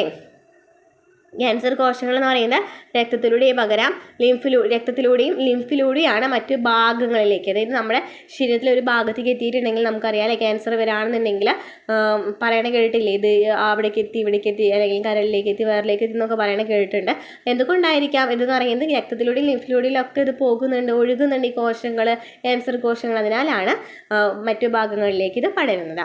ഇനി ക്യാൻസറിൻ്റെ കാരണങ്ങൾ എന്ന് പറയുന്നത് ജനിതക മാറ്റങ്ങളായിരിക്കാം, അല്ലെങ്കിൽ പാരിസ്ഥിതിക ഘടകങ്ങൾ, വൈറസ് ബാധ, ജീവിതശൈലി എന്നിവയൊക്കെ എന്താണ് ക്യാൻസറിന് കാരണമാകുന്നുണ്ട്. ഒരെണ്ണം മാത്രമല്ല, ഇപ്പോൾ വൈറസ് ബാധ മൂലമാണ് ക്യാൻസർ ഉണ്ടാകുന്നത് നമുക്ക് പറയാനായിട്ട് പറ്റില്ല. ജനിതക മാറ്റമായിരിക്കാം, അല്ലെങ്കിൽ ജീവിതശൈലി മാറ്റമായിരിക്കാം. ഇനി ചികിത്സാ മാർഗങ്ങൾ എന്തൊക്കെയാണ്? ശസ്ത്രക്രിയ, കീമോതെറാപ്പി, വികിരണ ചികിത്സ, immunotherapy, targeted therapy, hormone therapy തുടങ്ങിയവയ്ക്ക് ഇതിൻ്റെ പ്രധാനപ്പെട്ട ചികിത്സാ മാർഗങ്ങളാണ്. ശസ്ത്രക്രിയ, കീമോതെറാപ്പി, വികിരണ ചികിത്സ, immunotherapy, targeted therapy, hormone therapy എന്നിവയൊക്കെ എന്താണ് ഈ ക്യാൻസർ രോഗങ്ങൾക്കെതിരെയുള്ള ചികിത്സാ മാർഗങ്ങളാണ് എന്ന് നമുക്ക് പറയാം. ഇങ്ങനെ ഒരാളിൽ നിന്നും മറ്റൊരാളിലേക്ക് പകരുന്ന രോഗങ്ങൾ നമുക്ക് മനസ്സിലായി. അപ്പോൾ പകരാത്ത രോഗങ്ങളും അങ്ങനെയുണ്ട്, ഒരാളിൽ നിന്ന് മറ്റൊരാളിലേക്ക് പകരാത്ത രോഗങ്ങളും ഉണ്ട് എന്ന് അല്ലേ? ഉണ്ട്. ഓക്കെ, ജീവിതശൈലി രോഗങ്ങൾ. അപ്പോൾ ഈ ക്യാൻസർ എന്ന് പറയുന്ന ഒരാളിൽ നിന്ന് മറ്റൊരാളിലേക്ക് പകരുന്നുണ്ടോ? ഇല്ല അല്ലേ, പകരുന്നില്ല. ഇപ്പോൾ നമ്മുടെ ജനിതക മാറ്റത്തിലൊക്കെ എന്തെങ്കിലും ഒരു വ്യത്യാസം വരാണെന്നുണ്ടെങ്കിലൊക്കെ അങ്ങനെ പകരാമെന്നല്ലാതെ തന്നെ നമുക്ക് സ്പർശിക്കുന്നതിലൂടെ ഒന്നും പകരുന്നില്ല ക്യാൻസർ എന്ന് പറയുന്നത്. അപ്പോൾ അങ്ങനെ പകരാത്ത രോഗങ്ങളും ഉണ്ടെന്ന് മനസ്സിലായല്ലോ. ഇനി ജീവിതശൈലി രോഗങ്ങൾ ഏതൊക്കെയാണ്? പ്രമേഹം, അമിത രക്തസമ്മർദ്ദം എന്നിവയ്ക്ക് എന്താണ് ജീവിതശൈലി രോഗമാണ്. ഷുഗർ, BP അല്ലേ, ബ്ലഡ് പ്രഷർ അല്ലേ. ഇനി തൊഴിൽജന്യ രോഗങ്ങളാണ്. സിലിക്കോസിസ് എന്ന് പറയുന്നതാണ് തൊഴിൽജന്യ രോഗമാണ്. സ്വയം പ്രതിരോധ വൈകല്യമാണ് റൂമാറ്റോയിഡ് ആർത്രൈറ്റിസ് എന്ന് പറയുന്നത്. സ്വയം പ്രതിരോധ വൈകല്യമാണ് റൂമാറ്റോയിഡ് ആർത്രൈറ്റിസ്. പോഷണ വൈകല്യങ്ങൾക്ക് ആണ് അനീമിയ അല്ലേ. അനീമിയ എന്ന് പറയുന്നത് പോഷണ വൈകല്യങ്ങൾ മൂലമുണ്ടാകുന്നതാണ്. സ്വയം പ്രതിരോധ വൈകല്യമാണ് റുമാറ്റോയിഡ് ആർത്രൈറ്റിസ് എന്ന് പറയുന്നതാണ് സ്വയം പ്രതിരോധ വൈകല്യമാണ്. അപ്പോൾ ജീവിതശൈലി രോഗങ്ങൾ നമ്മൾ ടെക്സ്റ്റ് ബുക്കിൽ പറയുന്നത് കറക്റ്റായിട്ട് പഠിച്ചു വെക്കുക കേട്ടോ. അഡീഷണൽ ആയിട്ടും പഠിക്കണം, അല്ലാതെ തന്നെ നമുക്ക് CRT പറയുന്നത് എടുത്ത് പഠിച്ചു വയ്ക്കുക. കാരണം ഇതിൽ നിന്നൊക്കെ നന്നായിട്ട് ക്വസ്റ്റ്യൻസ് ഈ ഒരു ഭാഗത്തു നിന്നൊക്കെ നന്നായി ചോദിക്കാവുന്നതാണ്. അപ്പോൾ ജീവിതശൈലി രോഗങ്ങൾക്ക് എക്സാമ്പിൾ എന്താണ്? പ്രമേഹം, രക്താതി സമ്മർദ്ദം. തൊഴിൽജന്യ രോഗങ്ങൾ എന്ന് പറയുമ്പോൾ സിലിക്കോസിസ്. സ്വയം പ്രതിരോധ വൈകല്യം എന്ന് വെച്ചാലോ റൂമാറ്റോയിഡ് ആർത്രൈറ്റിസ്. പോഷണ വൈകല്യങ്ങൾ എന്നാണ് അനീമിയ. ഇനി പാരമ്പര്യ രോഗങ്ങൾ. ജനിതക തകരാറുകൾ കൊണ്ടുണ്ടാക്കുന്ന രോഗങ്ങളാണ് പാരമ്പര്യ രോഗങ്ങൾ എന്ന് പറയുന്നത്. ജനിതക തകരാറുകൾ കൊണ്ടുണ്ടാക്കുന്ന റോഗങ്ങളെ നമുക്ക് എന്തെന്ന് പറയാം? പാരമ്പര്യ രോഗങ്ങൾ എന്നും പറയാം അല്ലേ. പാരമ്പര്യ രോഗങ്ങൾ എന്ന് പറയാം. അതിന് എക്സാമ്പിളാണ് sickle cell anaemia, haemophilia. Sickle cell anaemia, haemophilia എന്ന് പറയുന്നത് പാരമ്പര്യ രോഗങ്ങളാണ്. സിക്കിൾ സെൽ അനീമിയയും ഹീമോഫീലിയ ഒക്കെ. അപ്പോൾ ഇതിൻ്റെ പ്രധാനപ്പെട്ട കാരണം, സിക്കിൾ സെൽ അനീമിയയുടെ പ്രധാനപ്പെട്ട കാരണം എന്താണ്? ഹീമോഗ്ലോബിൻ ഉൽപ്പാദനത്തെ നിയന്ത്രിക്കുന്ന ജീനിൻ്റെ തകരാറാണ്. ഹീമോഗ്ലോബിൻ ഉൽപ്പാദനത്തെ നിയന്ത്രിക്കുന്ന ജീനിൻ്റെ തകരാറാണ് സിക്കിൾ സെൽ അനീമിയയ്ക്ക് കാരണം എന്ന് പറയുന്നത്. ഹീമോഗ്ലോബിൻ ഉൽപ്പാദനത്തെ നിയന്ത്രിക്കുന്ന ജീനിൻ്റെ തകരാറ്. അതായത് ഇതെങ്ങനെയാണ് ബാധിക്കുന്നതെന്ന് ചോദിക്കുകയാണെന്നുണ്ടെങ്കിൽ, സിക്കിൾ സെൽ അനീമിയ വരാണെന്നുണ്ടെങ്കിൽ ചുവന്ന രക്തകോശങ്ങളുണ്ടല്ലോ, RBC, അത് അരിവാൾ ആകൃതിയിലാകും അല്ലെ. സിക്കിൾ സെൽ അനീമിയ എന്നാണ് പറയുന്നത് അല്ലെ. സിക്കിൾ ചുവന്ന രക്തകോശങ്ങളുടെ ഓക്സിജൻ വാഹകശേഷി അപ്പോൾ കുറയും. രൂപമാറ്റം വന്ന ചുവന്ന രക്തകോശങ്ങൾ ലോമികകളിൽ തങ്ങി നിന്ന് രക്തപ്രവാഹത്തെ തടയുന്നു. അപ്പോൾ സിക്കിൾ സെൽ അനീമിയ എന്ന് പറയുമ്പോൾ കൂടുതലായിട്ട് ബാധിക്കുന്നത് ചുവന്ന രക്തകോശങ്ങളെയാണ്. ചുവന്ന രക്തകോശങ്ങൾ അരിവാളിൻ്റെ ആകൃതിയിലാകുമ്പോൾ എന്ത് സംഭവിക്കും? ഓക്സിജൻ വാഹകശേഷി കുറയും. അപ്പോൾ അതിനുള്ള സ്പീഡ് കുറയില്ലേ. അപ്പോൾ രക്തപ്രവാഹം തടയാണ് ചെയ്യുന്നത്. ഇതാണ് പ്രധാനമായിട്ടും എന്ന് പറയുന്നത് സിക്കിൾ സെൽ അനീമിയയെ കുറിച്ച് പറയുന്ന. ഇനി ഹീമോഫീലിയ എന്ന് വെച്ചതാണ് രക്തം കട്ട പിടിക്കാനുള്ള പ്രോട്ടീനുകളുടെ ഉൽപ്പാദനത്തെ നിയന്ത്രിക്കുന്ന ജീനിന്റെ തകരാറാണ്. ഹീമോഫീലിയ എന്ന് വെച്ചാൽ നമുക്കറിയാം വൈറ്റമിൻ K എന്ന് പറയുന്ന രക്തം കട്ട പിടിക്കാൻ സഹായിക്കുന്ന വൈറ്റമിനാണ്. കാൽസ്യം എന്ന് അല്ലേ. അപ്പം നമുക്കറിയാം അങ്ങനെ കുറേ രക്തം കട്ട പിടിക്കാനായിട്ട് നമ്മുടെ ശരീരത്തിൽ കുറേ ഫൈബ്രിനോജൻ എന്ന് പറയുന്നത് എന്താണ്? ഒരു എൻസൈമാണ് അല്ലേ. ഫൈബ്ര ഒരു പ്രോട്ടീനാണ് അല്ലേ. അപ്പം അങ്ങനെ കുറേ നമ്മുടെ ശരീരത്തിൽ കുറേ എൻസൈംസും പ്രോട്ടീൻസും ഒക്കെ ഇതിന് സഹായിക്കുന്നുണ്ട്, രക്തം കട്ട പിടിക്കാനായിട്ട് സഹായിക്കുന്നുണ്ട്. അപ്പോൾ രക്തം കട്ട പിടിക്കാനുള്ള പ്രോട്ടീനുകളുടെ ഉൽപ്പാദനത്തിൽ തകരാറ് വരാണെന്നുണ്ടെങ്കിൽ എന്ത് സംഭവിക്കും? ഹീമോഫീലിയ എന്ന് പറയുന്ന രോഗം ഉണ്ടായിരിക്കും. ഹീമോഫീലിയ എന്ന് വെച്ചാൽ നന്നായിട്ട് ഒരു മുറിവ് നമുക്ക് രക്തം കട്ട പിടിക്കുന്നില്ല എന്ന് വെച്ചാൽ ബ്ലഡ് നന്നായിട്ട് ഒഴുകിപ്പോയിക്കൊണ്ടേയിരിക്കും. രക്തം കട്ട പിടിക്കാൻ സഹായിക്കുന്ന പ്രോട്ടീനിൻ്റെ അഭാവമായിരിക്കാം അതിൻ്റെ കാരണം. ചെറിയ മുറിവുകളിൽ നിന്ന് പോലും അമിത രക്തസ്രാവം ഉണ്ടാകാം. ഇപ്പോൾ നമുക്ക് സാധാരണ വ്യക്തിയാണെന്നുണ്ടെങ്കിൽ ചെറിയ ചെറിയ തുള്ളിയാണ്, പിന്നീട് കുറച്ചതിന് ശേഷം രക്തം കട്ട പിടിക്കും. പക്ഷേ ഹീമോഫിലിയ രോഗിയാണെന്നുണ്ടെങ്കിൽ രക്തം കട്ട പിടിക്കില്ല, അതിങ്ങനെ ഒഴുകിക്കൊണ്ടേയിരിക്കും. ഇതാണ് ഇതിന് എക്സാമ്പിൾ എന്ന് പറയുന്നത്. സിക്കിൾ സെൽ അനീമിയ നോക്കി ചുവന്ന രക്താണുക്കൾ എന്തായിട്ട് മാറും? അരിവാൾ രൂപത്തിലാകും. അരിവാൾ രൂപത്തിലാകുമ്പോൾ എന്ത് സംഭവിക്കും? ഒഴുക്ക് തടസ്സപ്പെടാണ് അല്ലേ? അപ്പോൾ രക്തപ്രവാഹം തടയാണ് ചെയ്യുന്നത്. ലോമികളിൽ ഇങ്ങനെ തങ്ങി നിൽക്കുമ്പോൾ രക്തപ്രവാഹം തടസ്സപ്പെടും.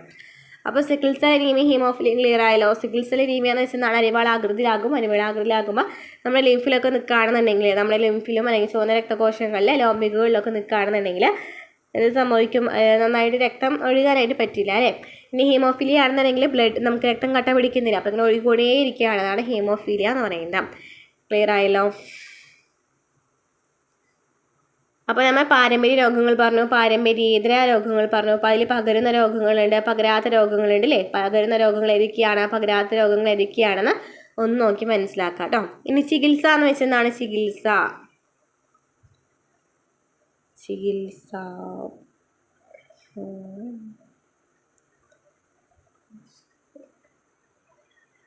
ലോകത്തിൻ്റെ വിവിധ ഭാഗങ്ങളിൽ അതത് പ്രദേശത്തെ ജീവിത രീതി, സംസ്കാരം, ലഭ്യമായ പ്രകൃതി വിഭവങ്ങൾ എന്നിവയ്ക്കനുസൃതമായ ചികിത്സാ രീതികൾ രൂപപ്പെട്ടിട്ടുണ്ട്. ആയുർവേദം, യുനാനി എന്നിവയെല്ലാം ഇത്തരത്തിൽ രൂപം കൊണ്ട പാരമ്പര്യ ചികിത്സാ രീതികളാണ്. അപ്പോൾ നമ്മുടെ ലോകത്തിൻ്റെ വിവിധ ഭാഗങ്ങളിൽ നോക്കുകയാണെങ്കിൽ തന്നെ അറിയാം, അവരുടെ പ്രദേശത്തിന് അനുയോജ്യമായിട്ടുള്ള, ജീവിത രീതിക്ക് അനുയോജ്യമായിട്ടുള്ള എന്തുണ്ടായിരിക്കാം? ചികിത്സാ രീതികൾ ഉണ്ടായിരിക്കാം അല്ലേ? അതുപോലെ അതിന് എക്സാമ്പിളാണ് ആയുർവേദം, യുനാനി എന്നിവയൊക്കെ. ആയുർവേദം എന്ന് വെച്ചാൽ എന്താണ് നോക്കാം. ഇന്ത്യയിൽ ഉദയം ചെയ്ത ലോകപ്രശസ്തമായ ചികിത്സാ രീതിയാണ് ആയുർവേദം. ആഹാരക്രമം, ഹെർബൽ മരുന്നുകൾ, വ്യായാമ രീതികൾ എന്നിവ ഉപയോഗിച്ച് ശരീരത്തിലെ വ്യവസ്ഥകളുടെ സന്തുലനം ഇത് ലക്ഷ്യമാക്കുന്നു. ആയുർവേദത്തിൽ സസ്യജന്തുജന്യമായ വസ്തുക്കൾ ഔഷധങ്ങളായി ഉപയോഗിക്കുന്നു. സസ്യജന്തുജന്യമായ വസ്തുക്കളാണ് ഔഷധങ്ങളായിട്ട് ഉപയോഗിക്കുന്നത്. ഇനി ആയുർവേദ ചികിത്സാ രീതിയുടെ പിതാവ് ആരാണ്? ചരകനാണ് ആയുർവേദ ചികിത്സാ രീതിയുടെ പിതാവ്. അപ്പോൾ ആയുർവേദം എന്ന് പറയുമ്പോൾ എന്താണ് ചെയ്യുന്നത്? പ്രധാനപ്പെട്ട കുറച്ച് മരുന്നുകളൊക്കെ നമുക്ക് തരാം അല്ലേ? ഹെർബൽ മരുന്നുകളൊക്കെയാണ് തരാം. അതുപോലെ തന്നെ നന്നായിട്ട് എക്സസൈസ് ചെയ്യണമെന്ന് പറയും. ആയുർവേദത്തിലെ ജന്തുജന്യമായ വസ്തുക്കളാണ് ഉപയോഗിക്കുന്നത്. ആയുർവേദ ചികിത്സാ രീതിയുടെ പിതാവ് ആരാണ്? ചരകനാണ്. ആയുർവേദം ക്ലിയർ ആയല്ലോ. ഇനി ഹോമിയോപ്പതി എന്ന് പറയുമ്പോൾ ആരായിരുന്നു ഇതിൻ്റെ ഹോമിയോപ്പതിയുടെ പിതാവ് ആരാണ്? സാമുവൽ ഹാനിമാൻ ആണ് അല്ലേ? ജർമ്മൻ ഡോക്ടറായിരുന്ന സാമുവൽ ഹാനിമാൻ മുന്നോട്ട് വെച്ച ചികിത്സാ രീതിയാണ് ഹോമിയോപ്പതി. Samuel Hahnemann. ആരോഗ്യമുള്ള ഒരാളിൽ രോഗലക്ഷണങ്ങൾ ഉണ്ടാക്കുന്ന പ്രകൃതി ദ്രവ്യങ്ങളുടെ നേർപ്പിച്ച മാത്രകൾ ഉപയോഗിച്ച് രോഗത്തെ പ്രതിരോധിക്കുന്ന ചികിത്സാ രീതിയാണ് ഹോമിയോപ്പതി എന്ന് പറയുന്നത്. ആരോഗ്യമുള്ള ഒരാളിൽ രോഗലക്ഷണങ്ങൾ ഉണ്ടാക്കുന്ന പ്രകൃതി ദ്രവ്യങ്ങളുടെ നേർപ്പിച്ച മാത്രകൾ ഉപയോഗിച്ചിട്ട് പ്രതിരോധിക്കുന്ന ചികിത്സാ രീതിയാണ്. ഇനി ആധുനിക ശാസ്ത്രത്തിൻ്റെ പിതാവ് എന്ന് പറയുന്ന ആരാണ്? ഹിപ്പോക്രാറ്റസ് ആണ്. ആധുനിക വൈദ്യശാസ്ത്രത്തിന് അടിത്തറ പാകിയത് ഗ്രീക്ക് വൈദ്യശാസ്ത്രജ്ഞനായ ഹിപ്പോക്രാറ്റസ് ആയിരുന്നു. രോഗങ്ങളുമായി ബന്ധപ്പെട്ട അന്ധവിശ്വാസങ്ങളെ തിരുത്തി രോഗകാരികൾ, രോഗനിർണയം, മരുന്നുകൾ എന്നിവയ്ക്ക് പ്രാധാന്യം നൽകുന്ന ചികിത്സാ രീതിയാണ് ആധുനിക വൈദ്യശാസ്ത്രത്തിൽ പറയുന്നത്. അപ്പോൾ രോഗനിർണയത്തിനും ചികിത്സയ്ക്കും ആധുനിക വൈദ്യശാസ്ത്രം പിന്തുടരുന്ന രീതികൾ നമുക്ക് നോക്കാം. അപ്പോൾ ആധുനിക വൈദ്യശാസ്ത്രത്തിലാണെന്നുണ്ടെങ്കിൽ രോഗനിർണയത്തിന് രോഗലക്ഷണങ്ങൾ അതിനെ വിലയിരുത്തും. എന്നിട്ട് പോയിട്ട് എന്ത് സംഭവിക്കും? ലാബിൽ പരിശോധന നടത്തും, ശരീര പരിശോധന നടത്തും അല്ലേ? ചികിത്സ എന്ന് പറയുമ്പോൾ എന്തൊക്കെയാണ്? ഔഷധമായിരിക്കാം, അല്ലെങ്കിൽ ശസ്ത്രക്രിയ ചെയ്യേണ്ടി വരാം, അല്ലെങ്കിൽ അവയവം മാറ്റി വെക്കേണ്ടി വരും, അല്ലെങ്കിൽ വികിരണ ചികിത്സയായിരിക്കാം. ഇതൊക്കെ എന്താണ്? ചികിത്സാ രീതികളാണ് ആധുനിക വൈദ്യശാസ്ത്രത്തിൽ അല്ലേ? രോഗനിർണയം എന്ന് പറയുമ്പോൾ ഒന്നില്ലെങ്കിൽ രോഗലക്ഷണം നോക്കും, ആദ്യം തന്നെ ഈ ലക്ഷണങ്ങൾ നോക്കിയിട്ട് പോയിട്ട് എന്തായാലും പറഞ്ഞ് ടെസ്റ്റ് ചെയ്യാൻ പറയില്ലേ? ഏതൊക്കെ ടെസ്റ്റ് ഉണ്ടോ എല്ലാ ടെസ്റ്റും ചെയ്യിപ്പിക്കുമല്ലേ? ലാബ് പരിശോധന നടത്തും, ശരീര പരിശോധന നടത്തും. അതിനുശേഷം ഇതിനെ ചികിത്സാ രീതി എന്ന് പറയുന്ന ഔഷധങ്ങൾ, എന്തെങ്കിലും മരുന്നുകൾ, ആൻറ്റിബയോട്ടിക്കുകളായിരിക്കും കൊടുക്കുന്നത്, അല്ലെങ്കിൽ എന്താണ് ശസ്ത്രക്രിയ ചെയ്യാൻ പറയും, അല്ലാന്നുണ്ടെങ്കിൽ അവയവം മാറ്റി വയ്ക്കാൻ പറയും, അല്ലാന്നുണ്ടെങ്കിൽ വികിരണ ചികിത്സയായിരിക്കാം അവിടെ പറയുന്നത്. ഓക്കെ, അപ്പോൾ ആധുനിക വൈദ്യശാസ്ത്രത്തിൻ്റെ ഘട്ടങ്ങൾ നമുക്ക് മനസ്സിലായി. നോക്കി കുറേ ഉപകരണങ്ങൾ നമുക്ക് തന്നിട്ടുണ്ട് അല്ലേ? ഇതിനൊക്കെ ഉപയോഗങ്ങൾ അറിയോ എന്തൊക്കെയാണെന്നുള്ളത്? സ്റ്റെതസ്കോപ്പ് എന്തിനാണ് ഉപയോഗിക്കുന്നത്? സ്റ്റെതസ്കോപ്പ് അറിയാവുന്നതാണ് അല്ലേ? ഹൃദയമിടിപ്പ്, ശ്വാസകോശത്തിൻ്റെ പ്രവർത്തനം മനസ്സിലാക്കുന്നതിനും പരിശോധിക്കുന്നതിനും വേണ്ടിയിട്ടാണ് എന്ത് സ്റ്റെതസ്കോപ്പ് ഉപയോഗിക്കുന്നത്. ഇനി അപ്പം സ്റ്റെതസ്കോപ്പ് ഹൃദയവുമായി ബന്ധപ്പെട്ടതാണെന്ന് പറഞ്ഞു, ശ്വാസകോശവുമായി ബന്ധപ്പെട്ടാണോ. ഹൃദയമിടിപ്പ് നോക്കും, അതുപോലെ തന്നെ ശ്വാസകോശത്തിൻ്റെ പ്രവർത്തനം നോക്കും. ഇനി സ്വിഗ്മോ മാനോമീറ്റർ എന്തിനാണ് ഉപയോഗിക്കുന്നത്? സ്വിഗ്മോ മാനോമീറ്റർ എന്തിനാണ് ഉപയോഗിക്കുന്നത്? രക്തസമ്മർദ്ദം അളക്കുന്നതിന് വേണ്ടിയിട്ടാണ് അല്ലേ, രക്തസമ്മർദ്ദം അളക്കുന്നതിനായിട്ടാണ് ഉപയോഗിക്കുന്നത്. ഇനി ഡിജിറ്റൽ BP അപ്പാരറ്റസ്, നമ്മളിവിടെയൊക്കെ പിക്ചർ തന്നിട്ടുണ്ട് കേട്ടോ, സ്റ്റെതസ്കോപ്പൊക്കെ അറിയാവുന്നതായിരിക്കും അല്ലേ. ഇനി digital BP apparatus, digital BP ആ പേരിൽ തന്നെ ഉണ്ട് അല്ലേ. ഡിജിറ്റൽ BP അപ്പാരറ്റസ് എന്നാണ് രക്തസമ്മർദ്ദം അളക്കുന്നതിനായിട്ട് തന്നെയാണ് ഉപയോഗിക്കുന്നത് അല്ലേ. രക്തസമ്മർദ്ദം അളക്കുന്നതിന് BP അല്ലേ, BP അളക്കുന്നതിന് തന്നെയാണ് ഉപയോഗിക്കുന്നത്. ഇനി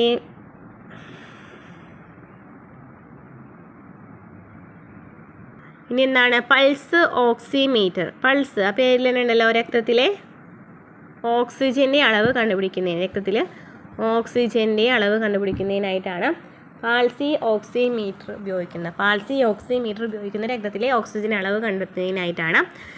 ഇനി തെർമോമീറ്റർ. തെർമോമീറ്റർ എന്തിനാണ്? തെർമോമീറ്റർ താപനില അളക്കാനാണ് അല്ലേ, ശരീര താപനില അളക്കുന്നതിനായിട്ടാണ് തെർമോമീറ്റർ ഉപയോഗിക്കുന്നതിനാണ്, ശരീര താപനില അളക്കുന്നതിനായിട്ടാണ്.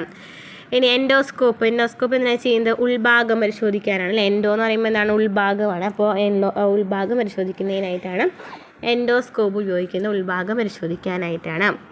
ഇനി US scanner, CT scanner, MRI സ്കാനറൊക്കെ എന്തിനാണ് ഉപയോഗിക്കുന്നത്? ശരീരത്തിൻ്റെ ആന്തരിക ഘടനകൾ പഠിക്കുന്നതിനായിട്ട് അല്ലേ, ശരീരത്തിൻ്റെ ആന്തരിക ഘടനകൾ പഠിക്കുന്നതിനായിട്ടാണ് ഉപയോഗിക്കുന്നത്. ഓക്കെ, ക്ലിയർ ആയല്ലോ. രോഗനിർണയത്തെ തുടർന്ന് ശരിയായ ചികിത്സ നൽകാൻ കഴിയും. ചികിത്സ ഫലപ്രദമാക്കാൻ വിവിധ സ്പെഷ്യലൈസേഷനുകളുണ്ട്. ആശുപത്രിയിൽ പ്രദർശിപ്പിച്ചിരിക്കുന്ന ബോർഡുകളൊക്കെ നോക്കി മനസ്സിലാക്കാനായിട്ട് പറ്റും അല്ലേ. General medicine, urology, nephrology, neurology, ENT, gynaecology, paediatrics, ഓരോ വിഭാഗങ്ങൾക്കായിട്ട് ഓരോ ഡോക്ടേഴ്സ് ഉണ്ടായിരിക്കും.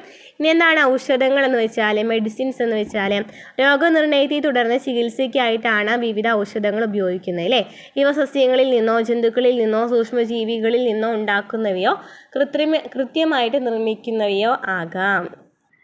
ഇവ സസ്യങ്ങളിൽ നിന്നോ ജന്തുക്കളിൽ നിന്നോ സൂക്ഷ്മജീവികളിൽ നിന്നോ ഉണ്ടാകുന്നവയോ കൃത്രിമമായി നിർമ്മിക്കുന്നവയോ ആകാം. ഇവയിൽ ആൻറ്റിബയോട്ടിക്കുകൾ പ്രത്യേകം എടുത്തു പറയേണ്ടതാണ്. അപ്പോൾ ഈ ഔഷധങ്ങൾ എന്ന് പറയുമ്പോൾ രോഗനിർണയത്തിന് ചികിത്സയ്ക്കായിട്ടാണ് ഉപയോഗിക്കുന്നത് അല്ലേ. സസ്യങ്ങളിൽ നിന്ന് എടുക്കുന്നവയായിരിക്കാം, ജന്തുക്കളിൽ നിന്നോ സൂക്ഷ്മജീവികളിൽ നിന്നോ ഉണ്ടാക്കുന്നവയായിരിക്കാം, അല്ലെങ്കിൽ കൃത്രിമമായിട്ട് നിർമ്മിക്കുന്നവയായിരിക്കാം. ഇതിൽ പ്രധാനപ്പെട്ട പങ്ക് ഇതിനുണ്ട്, ആൻറ്റിബയോട്ടിക്കിനുണ്ട് അല്ലേ. നിങ്ങൾ ഏതെങ്കിലും സന്ദർഭത്തിൽ ആൻറ്റിബയോട്ടിക്കുകൾ കഴിച്ചിട്ടുണ്ടോ? എന്താണ് ആൻറ്റിബയോട്ടിക്കുകൾ എന്ന് വെച്ചാൽ സൂക്ഷ്മജീവികളിൽ നിന്നുണ്ടാക്കുന്നതോ കൃത്രിമമായി ഉണ്ടാക്കുന്നതോ ആയതും ബാക്ടീരിയകൾക്കെതിരെ ഉപയോഗിക്കുന്നതുമായ ഔഷധങ്ങളെയാണ് ആൻറ്റിബയോട്ടിക്കുകൾ എന്ന് പറയുന്നത്. സൂക്ഷ്മജീവികളിൽ നിന്നുണ്ടാക്കുന്നതായിരിക്കാം, അല്ലാന്നുണ്ടെങ്കിൽ കൃത്രിമമായി ഉണ്ടാക്കുന്നവയായിരിക്കാം. ഇതൊക്കെ എന്താണ്? ബാക്ടീരിയകൾക്കെതിരെ ഉപയോഗിക്കുകയാണ്. അതിനാലാണ് എന്ന് പറയുന്നത് ആൻറ്റിബയോട്ടിക്കുകൾ എന്ന് പറയുന്നത് അല്ലേ. ഇവ ബാക്ടീരിയ രോഗങ്ങൾക്കെതിരെയായി ഉപയോഗിക്കാവുന്ന ഏറ്റവും ഫലപ്രദമായ ഔഷധങ്ങളാണെങ്കിലും അവയുടെ അശാസ്ത്രീയവും അമിതവുമായ ഉപയോഗം പല പാർശ്വഫലങ്ങളും ഉണ്ടാക്കുന്നുണ്ട്. അപ്പോൾ ഈ രോഗങ്ങൾക്കെതിരെ, അതായത് ബാക്ടീരിയ രോഗങ്ങൾക്കെതിരെ നമുക്ക് ഉപയോഗിക്കാൻ പറ്റുന്നതാണ് ആൻറ്റിബയോട്ടിക്കുകൾ. പക്ഷേ ഇതിൽ എന്താണ് നല്ല ഫലപ്രദമാണ് നമുക്കറിയാം കഴിക്കുകയാണെന്നുണ്ടെങ്കിൽ. പക്ഷേ ഇതിനും എന്താണ് അനന്തരഫലങ്ങൾ, പാർശ്വഫലങ്ങളുണ്ട്.